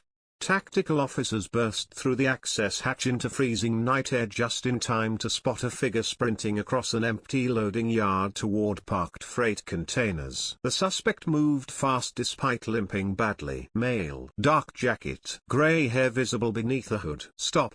FBI. The figure ignored commands instantly. Agents pursued through rows of industrial storage units while floodlights from nearby warehouses cut across the rain-soaked pavement in violent flashes. Bennett saw the man glance backward once before climbing a chain-link fence with shocking speed for someone apparently in his 60s. Then gunfire erupted. One shot. Not from law enforcement. The suspect fired wildly behind him while disappearing between freight trailers toward railroad tracks bordering the industrial yard. Tactical teams returned fire immediately. The chase lasted less than 90 seconds. Then silence. Agents surrounded the rail corridor carefully with rifles raised while steam drifted across the tracks from nearby factories. Bennett moved forward slowly beside two federal officers until a flashlight beam finally illuminated a body collapsed near the gravel embankment. But it wasn't Thomas Granger. The dead man looked approximately 50 years old, thin, bearded, wearing stolen county maintenance gear. A pistol remained beside one hand. No identification. No fingerprints in any database. And carved crudely into the inside of his wrist, investigators found a symbol Bennett recognized instantly from the tunnel walls beneath Ashbury. A white ribbon. The discovery shook the task force badly, because if the dead man wasn't Granger, then who escaped through the second tunnel? The answer arrived 30 minutes later. Thomas Granger himself never moved from the underground compound. He remained seated calmly inside the interrogation chamber beneath Ashbury Elementary while investigators questioned him aggressively regarding the fleeing suspect. Granger smiled faintly hearing the description. "That was Peter," he whispered. "Who is Peter?" Bennett demanded. "One of the boys." The room became very still. "Boys, not men." "Boys." Granger explained nothing else initially. He stared silently at the table while federal agents processed the implications spreading rapidly through the investigation. The unidentified gunman appeared deeply familiar with the tunnels. Comfortable operating underground. Loyal enough to risk death helping someone escape, or protecting something hidden deeper below. Meanwhile, search teams continuing through the lower corridors discovered evidence suggesting Granger's underground operation extended far beyond what investigators already uncovered. Hidden sleeping chambers. Storage rooms. Surveillance systems monitoring sections of town above through illegally connected maintenance cameras. Then agents found the classroom. The room looked almost absurd at first glance. Tiny desks, old chalkboards, children's books stacked neatly against concrete walls. But written across one board in faded chalk were dozens of names. Girls' names. Some crossed out, some circled, some followed by dates stretching back to the late 70s. And beneath all of them someone had written the same sentence repeatedly. "Good children stay below." Emma Hale later confirmed Granger forced captives to attend lessons underground. According to her testimony, he spoke constantly about protecting children from the sickness above. He claimed society abandoned girls nobody wanted and insisted the tunnels represented safety. But survivors who resurfaced briefly over the years described something very different. Control, isolation, fear. A world beneath Ashbury where predators convinced vulnerable children they no longer belonged anywhere else. The psychological scale of the operation stunned investigators. This was not merely serial murder. It was cult behavior, conditioning, generational abuse hidden underground for decades. And somewhere inside the growing horror, Bennett became increasingly convinced Granger still wasn't the top figure inside whatever existed beneath Ashbury, because certain details refused to fit. Financial records connected to tunnel expansions stretched across multiple administrations and departments. Missing maintenance budgets disappeared long before Granger officially supervised infrastructure. Several unidentified men appeared briefly throughout recovered videotapes. Some voices on the recordings did not belong to Reeves, Granger, or the dead gunman from the rail yard. The deeper investigators looked, the larger the shadows became. Then forensic analysts made another catastrophic discovery. DNA recovered from the underground compound matched not only identified victims, but also multiple unidentified male profiles. Children's profiles. Young boys. Bennett felt physically ill hearing the report. The investigation expanded instantly toward another possibility nobody wanted to confront. Boys had been kept underground too. Search teams returned to the lower levels beneath Ashbury with renewed urgency. Excavation crews broke through sealed sections of collapsed tunnel while forensic anthropologists processed every inch of concrete and soil carefully. Then one chamber revealed the truth. Small skeletal remains. Juvenile male, approximately 11 years old, buried beneath concrete flooring near an abandoned flood tunnel. The body wore fragments of a school uniform matching a missing child case from 1981. Name, Eric Donnelly. Vanished while riding his bicycle home from baseball practice. Never found. Until now. The entire country reeled again. News coverage transformed overnight from serial murder investigation into something even more terrifying. A hidden underground system targeting vulnerable children for generations beneath an ordinary American town. And still Thomas Granger remained eerily calm. During another interrogation session Bennett slammed photographs of Eric Donnelly across the table. "You buried boys too?" Granger studied the pictures silently. Then he whispered something that made Bennett's blood turn cold. "Not all children survive the choosing." Bennett nearly attacked him physically. Federal agents restrained the detective while Granger continued sitting motionless beneath harsh fluorescent lights like an old teacher disappointed by emotional students. "What choosing?"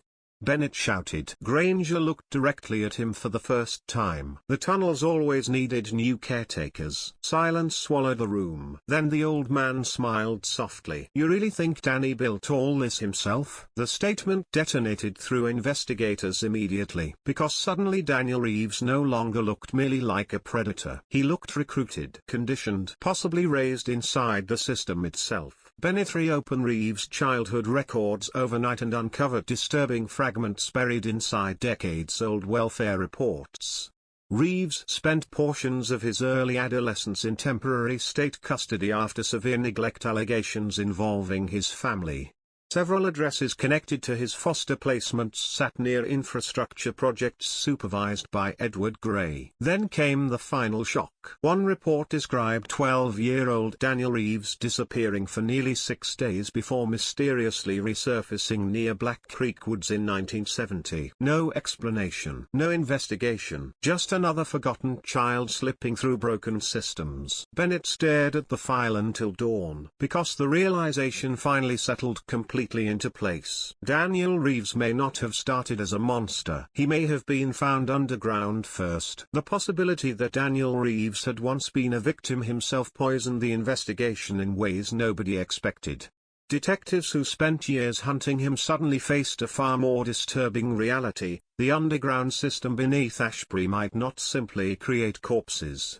It might create replacements. Caretakers. Thomas Granger's word echoed through every briefing room, every forensic report, every sleepless night Detective Harold Bennett spent buried beneath decades of missing child records. The tunnels always needed new caretakers. The sentence sounded insane at first. Then the evidence started aligning. Daniel Reeves disappeared briefly at age 12 near Black Creek Woods before resurfacing without explanation. Thomas Granger worked county infrastructure during that same period. Edward Gray still supervised underground expansion projects then. Several juvenile welfare cases connected loosely to Ashbury described children behaving strangely after unexplained absences, fear of sunlight, panic around loud noises, obsessive attachment to hidden spaces. Most records had been forgotten, ignored. Until now, the FBI assembled behavioral analysts specializing in coercive control and cult conditioning. Their conclusions terrified investigators. According to preliminary profiles, the underground network may have operated through generational grooming.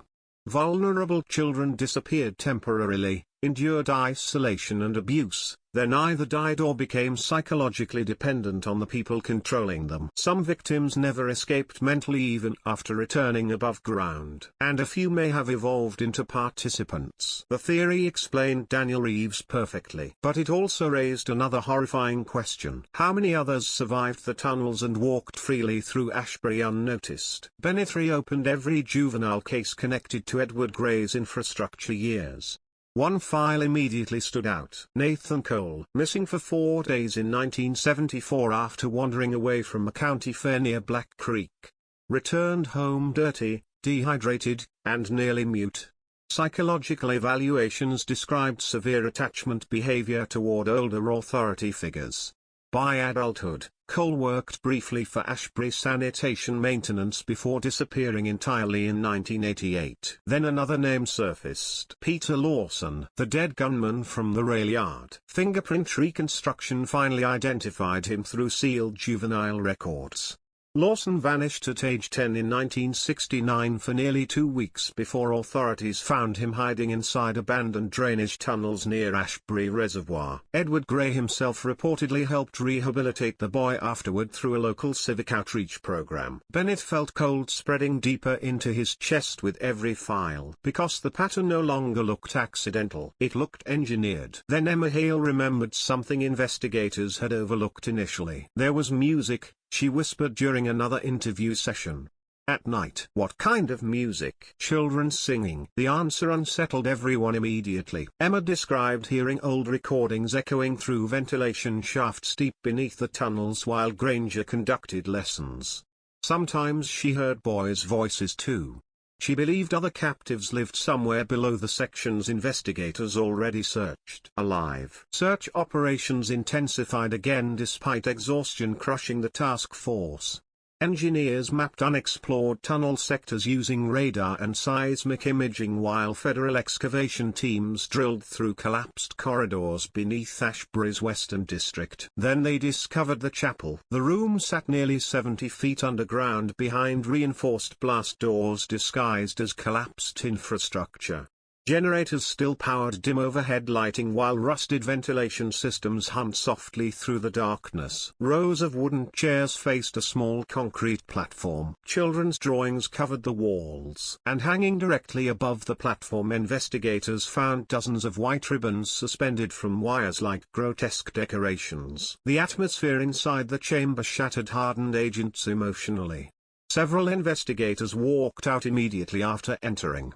Others stood frozen staring at old cassette players arranged carefully near the platform. Then forensic technicians played one tape. Children singing, soft voices echoing through static. A song about safety underground. The lyrics sounded almost innocent until listeners realized the children repeated the same phrase over and over beneath the melody. Above is where they hurt us. Bennett turned the tape off instantly, because suddenly the tunnels beneath Ashbury no longer resembled simple hiding places. They resembled indoctrination chambers. Then agents found the film projector. Dust-covered reels remained stacked beside metal cabinets lining the rear wall. Analysts restored portions of damaged footage overnight and uncovered recordings dating back to the late 60s. Edward Gray appeared repeatedly, older than Granger. Calm voice, speaking directly to groups of children seated underground. "We protect each other below," Gray said in one recording. "The world above throws children away. Here, nobody abandons you." The footage looked almost like a twisted school program, until investigators noticed restraints bolted beneath the chairs. The tapes revealed enough to finally expose the horrifying truth hidden beneath Ashbury for decades. Edward Gray had not simply abused children. He built a philosophy around captivity, a belief system. He targeted vulnerable kids, runaways, neglected children, foster cases, girls unlikely to trigger massive investigations quickly, and convinced them the tunnels represented safety from a cruel outside world. Some children died. Some disappeared permanently, and some stayed long enough to become loyal, long enough to recruit others. Thomas Granger inherited the system after Gray's death. Daniel Reeves inherited it after Granger. The realization devastated Bennett, because it meant the town failed these children repeatedly long before predators ever dragged them underground. Then came another catastrophic discovery. Financial investigators uncovered decades of secret county payments routed through fake infrastructure budgets connected to Edward Gray's projects. Someone inside local government approved the money consistently across administrations. Not one person. Multiple officials. Maybe knowingly, maybe not. But enough people ignored questions for the underground system to survive nearly 40 years. Ashbury erupted politically overnight. Officials resigned. Protesters filled streets demanding arrests. Conspiracy theories exploded nationally. Some believed entire networks of officials participated actively in child trafficking beneath the town. Others insisted investigators exaggerated findings due to media pressure. Meanwhile, Bennett cared about only one thing: finding surviving victims. Then Emma Hale identified another location. The sleeping place, she whispered. According to Emma, Granger occasionally moved captives into an isolated chamber far deeper underground whenever new children arrived. She remembered hearing trains above the room constantly. Rail lines. Bennett cross-referenced old tunnel maps immediately against abandoned freight infrastructure beneath Ashbury and located a forgotten maintenance sector near the eastern rail yard. Search teams descended before dawn. The chamber beneath the rail lines looked recently occupied. Fresh bedding, warm generators, half-eaten food, and signs of sudden evacuation. Investigators swept the area carefully until one agent noticed movement behind stacked maintenance crates near the rear wall. A child, male, approximately 9 years old, alive. Then another, and another. 3 boys emerged slowly from hiding while tactical officers lowered weapons in disbelief. Malnourished. Terrified. Barefoot.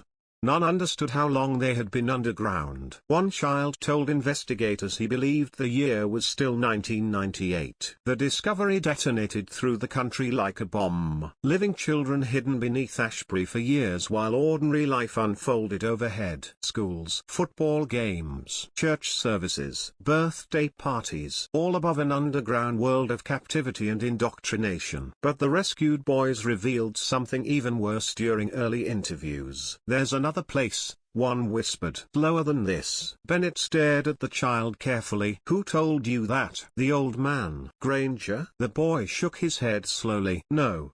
The first one." Silence filled the medical tent instantly. Bennett felt dread return stronger than ever, because Edward Gray was officially dead. Had been for years. Then the child whispered the sentence that shattered everyone present. "He said he's waiting below for the next caretaker." The words spread through the Ashbury task force like poison. "He's waiting below for the next caretaker." For several seconds after the rescued boy whispered the sentence, nobody inside the medical tent moved. FBI agents exchanged silent looks while doctors continued checking the children for signs of infection and malnutrition. Detective Harold Bennett stared at the boy carefully, searching for misunderstanding, confusion, anything that might explain the statement away. But the child looked completely serious, terrified. And somewhere deep beneath the exhaustion crushing the investigation, Bennett felt something worse begin taking shape. Doubt. Because Edward Gray was supposed to be dead. Officially, the former civil engineer died in 1981 following complications from lung disease. Death certificate filed. Burial records confirmed. Funeral attended by local officials.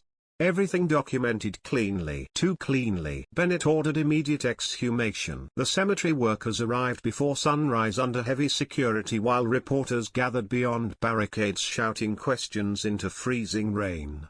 The grave sat beneath a weathered stone marker on the northern edge of Ashbury Memorial Cemetery, forgotten for decades. Federal observers watched silently as workers opened the coffin. Then chaos erupted. The body inside was not Edward Gray. Forensic specialists confirmed the remains belonged to another unidentified male approximately 20 years younger than Gray himself. Dental records failed instantly. Bone structure wrong. Age wrong. Everything wrong. Edward Gray faked his death. The realization detonated across the investigation with terrifying force. Because if Gray escaped in 1981, then he may have operated beneath Ashbury for decades afterward completely unnoticed while Thomas Granger and Daniel Reeves continued expanding the underground network. And maybe he was still alive. The FBI transformed the investigation overnight from historical serial murder case into active fugitive manhunt. Federal marshals flooded the region while analysts reopened every archived sighting, every unidentified elderly transient, every unexplained infrastructure access report connected to the county over 40 years. Then another hidden chamber surfaced beneath the eastern rail tunnels. Smaller than the others. Older. Dust-coated, most surfaces untouched for years except around one object positioned carefully in the center of the room. A wooden rocking chair. The chair faced to wall covered entirely in photographs. Not victims. Children. Dozens of boys photographed across different decades. Some smiling. Some bruised. Some standing beside Thomas Granger or Daniel Reeves. And at the center of the collection investigators found a black and white image dated 1971. Young Daniel Reeves, approximately 13 years old, standing beside Edward Gray underground, alive. The photograph changed everything, because Reeves no longer resembled merely a recruited accomplice. He looked owned. Conditioned from childhood. Raised inside the tunnel system like the boys investigators just rescued. Then forensic technicians found audio tapes hidden beneath the rocking chair. Old reel-to-reel recordings. Most damaged beyond repair, but one survived well enough for enhancement. Bennett listened alone inside the mobile evidence lab late that night while rain hammered against the roof overhead. A man's voice filled the headphones. Soft, educated, calm. Edward Gray. Fear creates obedient children, the recording said quietly. But abandonment creates loyal ones. Bennett felt nausea rising immediately. The tape continued. The world above throws them away first. We simply give them purpose below. Another voice entered faintly afterward. Young, male, terrified. Daniel Reeves. Will I stay forever? Gray answered gently. One day you'll understand why you must. The recording ended in static. Bennett removed the headphones slowly, suddenly understanding something horrifying about the entire case. The tunnels beneath Ashbury did not simply hide predators. They manufactured them. Generations of abused children conditioned underground until fear transformed into loyalty, then authority, then violence repeated against the next group trapped below. A cycle. Self-sustaining. And Edward Gray built it deliberately. Then Emma Hale remembered another detail. The old man hated hospitals, she whispered during interviews the next morning. He said sickness follows people there. Bennett froze instantly, because buried inside Edward Gray's original disappearance records sat one overlooked detail. Before faking his death, Gray spent months receiving treatment for chronic respiratory illness at St. Jude's Sanitarium outside Ashbury, an abandoned tuberculosis facility closed during the early 80s. The building still existed. Barely. Search teams reached the sanitarium shortly before dusk. The structure loomed above dead winter fields like something abandoned by time itself. Broken windows. Rusted fencing. Ivy strangling concrete walls. Local teenagers avoided the property for years because of ghost stories surrounding former patients who supposedly died inside during quarantine outbreaks. Bennett entered first with tactical teams sweeping room by room through darkness and collapsing corridors. The place smelled wrong. Not abandoned. Occupied. Fresh candle wax appeared near stairwells. Food containers sat inside former patient rooms. Generators hummed faintly somewhere deeper inside the building. Then agents discovered the basement. The lower level connected directly into old Cold War utility corridors leading toward Ashbury's tunnel network. Engineers later confirmed Edward Gray himself helped supervise those connections during infrastructure expansion projects decades earlier. The deeper teams descended, The stranger the atmosphere became. Children's voices echoed faintly through ventilation shafts. Music played somewhere below. Soft piano melodies drifting upward through darkness. Then tactical officers found the dormitory. Small beds lined the walls. Recent blankets. Children's clothing folded neatly. And written across the far concrete wall in white paint were 6 enormous words. The lost belong below forever. The room looked recently abandoned. Too recently. Coffee still warm. Generators active. Footprints everywhere. Someone evacuated the site quickly. Then a flashlight beam caught movement near the rear hallway. An old man stood there watching them. Thin, grey-haired. Oxygen tubing beneath his nose connected to a portable tank. Edward Gray. Alive. For one impossible second nobody moved. Gray looked exactly like the photographs recovered underground except older and more fragile physically.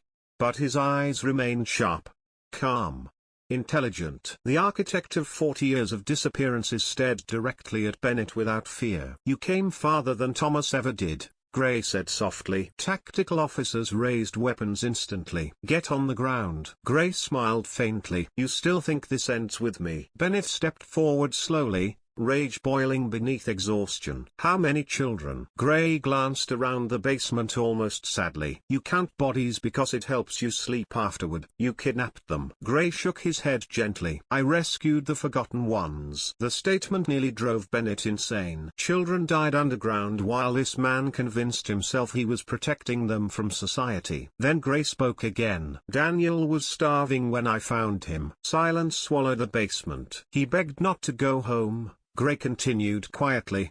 "Most of them did eventually." Bennett wanted to shoot him. Every instinct screamed for it. But before anyone moved closer, Gray reached slowly toward a detonator switch wired beside the oxygen tank. And suddenly investigators noticed the explosives lining the basement walls. Enough to collapse the entire sanitarium. And every tunnel connected beneath it. The moment investigators saw the explosives wired throughout the basement beneath St. Jude's sanitarium, every weapon lowered instinctively, because suddenly the nightmare beneath Ashbury balanced on a single trembling hand. Edward Gray stood calmly in the center of the underground chamber holding the detonator beside his oxygen tank while wires disappeared through cracked concrete walls in every direction.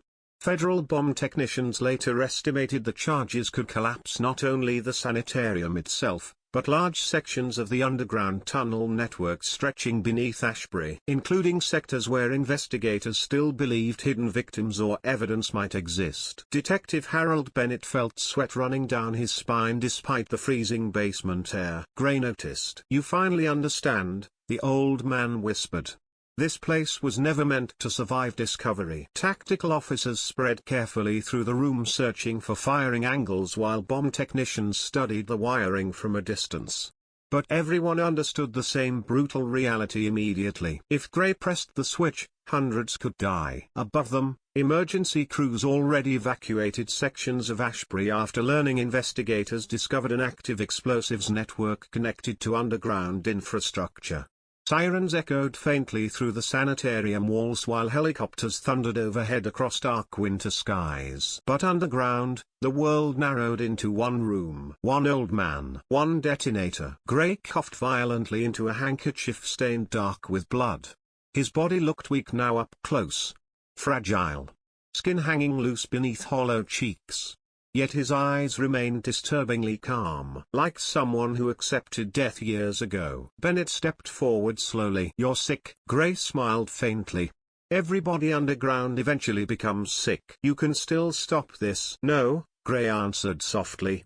"You already stopped it." The old man's gaze drifted toward the dormitory halls beyond the basement chamber where children once slept hidden beneath Ashbury for decades. "You took them back above." Bennett heard something inside Gray's voice then. Not guilt. Loss. As if investigators destroyed the only world he ever believed in. Then Gray said something that froze everyone present. "You think the tunnels made monsters. But the town above made the tunnels." Silence swallowed the basement again. Because beneath the insanity, Bennett understood the twisted truth hiding inside the statement. Edward Gray preyed on abandoned children because society abandoned them first. Foster systems lost them. Parents neglected them. Authorities ignored runaways. Entire lives slipped quietly through cracks until predators underground found them waiting. Gray simply transformed neglect into ownership. Then the old man glanced toward Bennett again. Daniel cried every night at first. Bennett felt rage flare instantly. You tortured him. I taught him survival. You turned him into a killer. Gray tilted his head slightly. No. Fear did that long before I arrived. The words lingered heavily in the stale basement air. Then suddenly one of the rescued boys' statements replayed inside Bennett's memory. He's waiting below for the next caretaker. Bennett looked directly at Gray. You were training replacements. Gray smiled weakly. The tunnels need structure. No, Bennett snapped. You needed control. For the first time, Gray's expression hardened. You have no idea what happens to children nobody wants. The old man's breathing became rougher suddenly. Oxygen hissed loudly through the portable tank beside him while his fingers tightened around the detonator switch. Bomb technicians exchanged nervous glances immediately. Then one tactical officer noticed another wire leading through the rear basement corridor. A dead man trigger. If Gray died suddenly, the explosives might still detonate automatically. The realization locked everyone in place again. Meanwhile, FBI teams continued searching upper levels of the sanitarium and discovered more horrifying evidence hidden throughout abandoned patient wings. Surveillance photographs, psychological conditioning manuals, audio recordings used during underground lessons. Decades of documentation proving Edward Gray spent years refining methods for manipulating traumatized children into obedience. And beneath one loose floor panel, investigators found the oldest evidence yet. Newspaper clippings from the 1950s. Missing child cases predating even Gray's arrival in Ashbury. Bennett received the update through an earpiece while still facing Gray underground and felt another wave of dread spreading through him. Because suddenly the timeline no longer began with Edward Gray either. The system existed before him too. The old man noticed Bennett's expression instantly. You found the articles. Who started this? Gray remained silent briefly. Then he answered quietly. A man named Walter Pike. No investigator recognized the name initially. Gray explained Pike worked beneath Ashbury during early civil defense construction projects following World War II.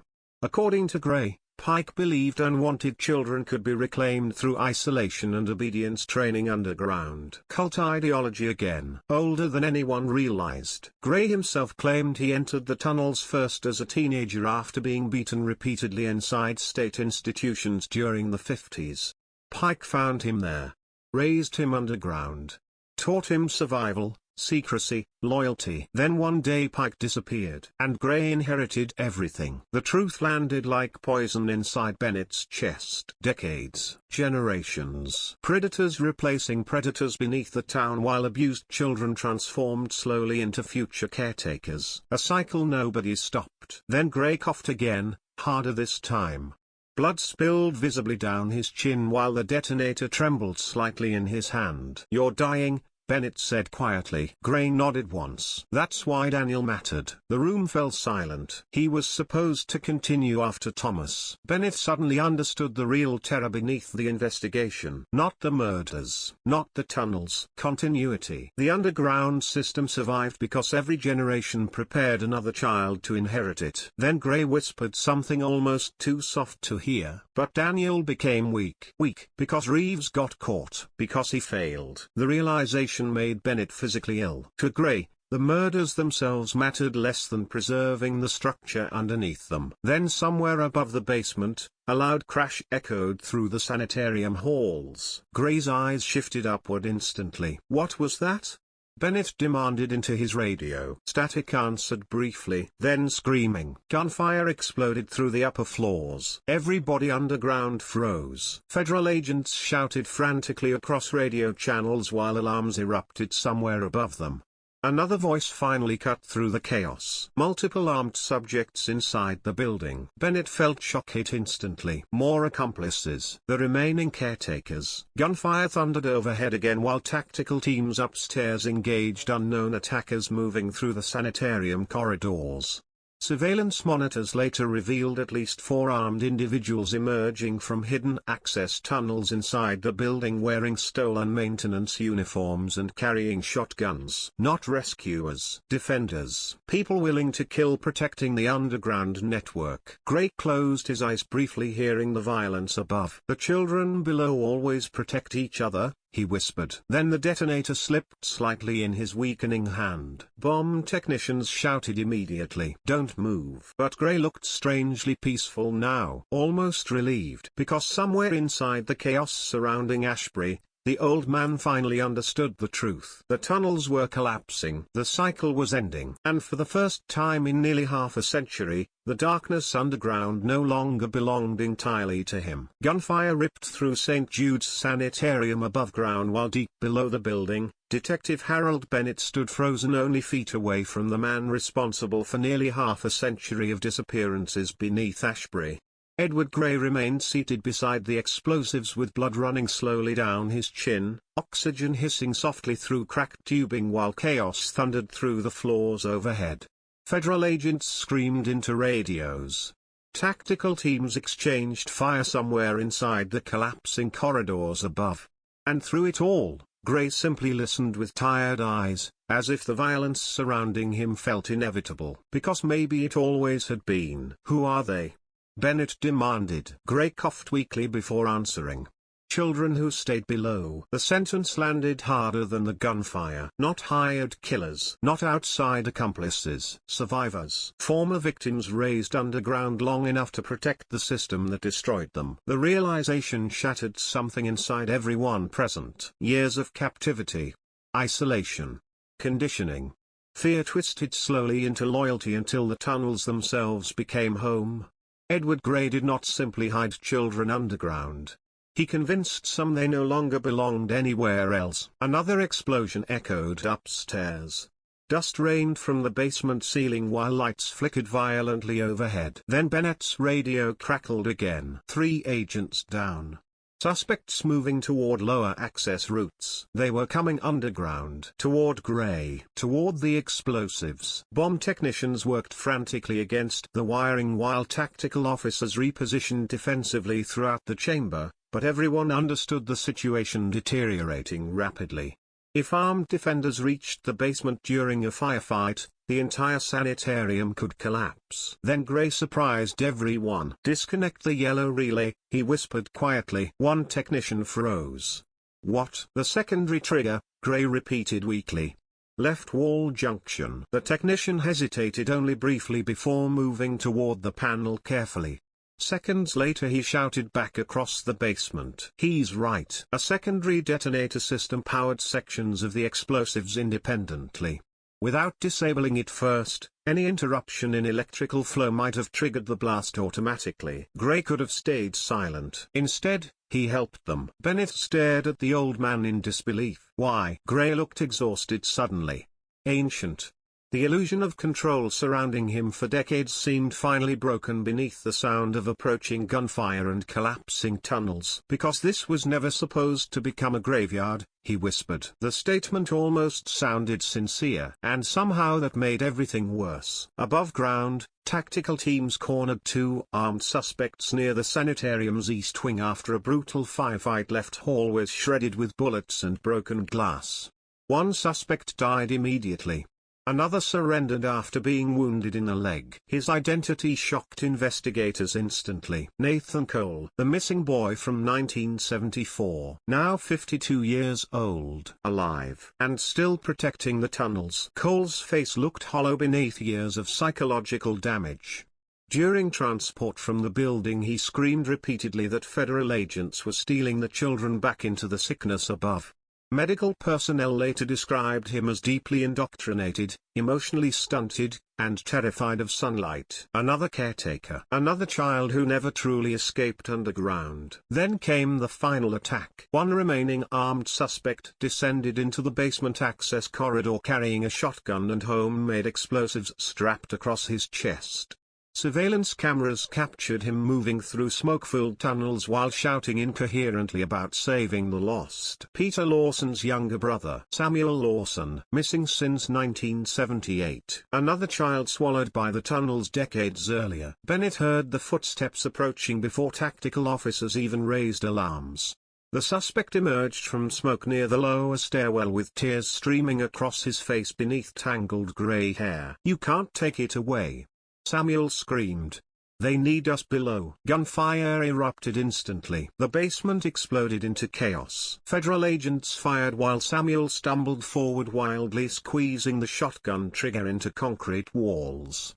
Sparks showered across exposed wiring near the explosives. Bomb technicians hit the floor screaming warnings while tactical officers dragged Bennett sideways behind support pillars. Then Edward Gray stood up. Slowly, painfully, the old man looked toward Samuel with something resembling sadness. "Enough," Gray whispered. Samuel froze. For one impossible second, the entire basement went silent except for alarms blaring overhead. Gray stepped closer carefully despite tactical rifles aimed in every direction. "It's over now." Samuel shook violently. No, they'll hurt them above." Gray coughed blood into one hand. "There are no children left below." The words echoed through the chamber like a funeral bell. Samuel's shotgun lowered slightly. And in that brief moment of hesitation, federal agents tackled him to the ground before bomb technicians severed the final explosive relay connected to his chest harness. The threat ended instantly. Just like that. After decades of disappearances, graves, hidden chambers, and terrified children trapped beneath Ashbury, silence finally settled over the tunnels. Edward Gray collapsed moments later. Paramedics rushed forward while agents secured the basement fully, but Bennett already understood the old man was dying. Gray's breathing sounded wet and shallow now. Blood covered most of his shirt. The architect of the underground network stared weakly toward the cracked basement ceiling as distant sirens echoed through collapsing sanitarium corridors above. Then Gray looked directly at Bennett one final time. "Did Daniel survive?"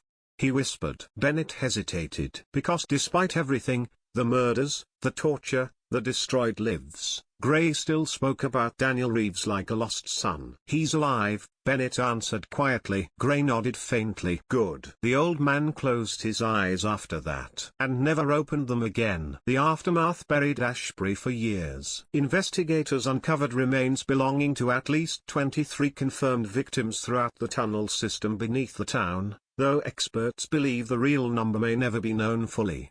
Hundreds of boxes containing evidence, recordings, journals, photographs, and psychological conditioning materials filled federal archives.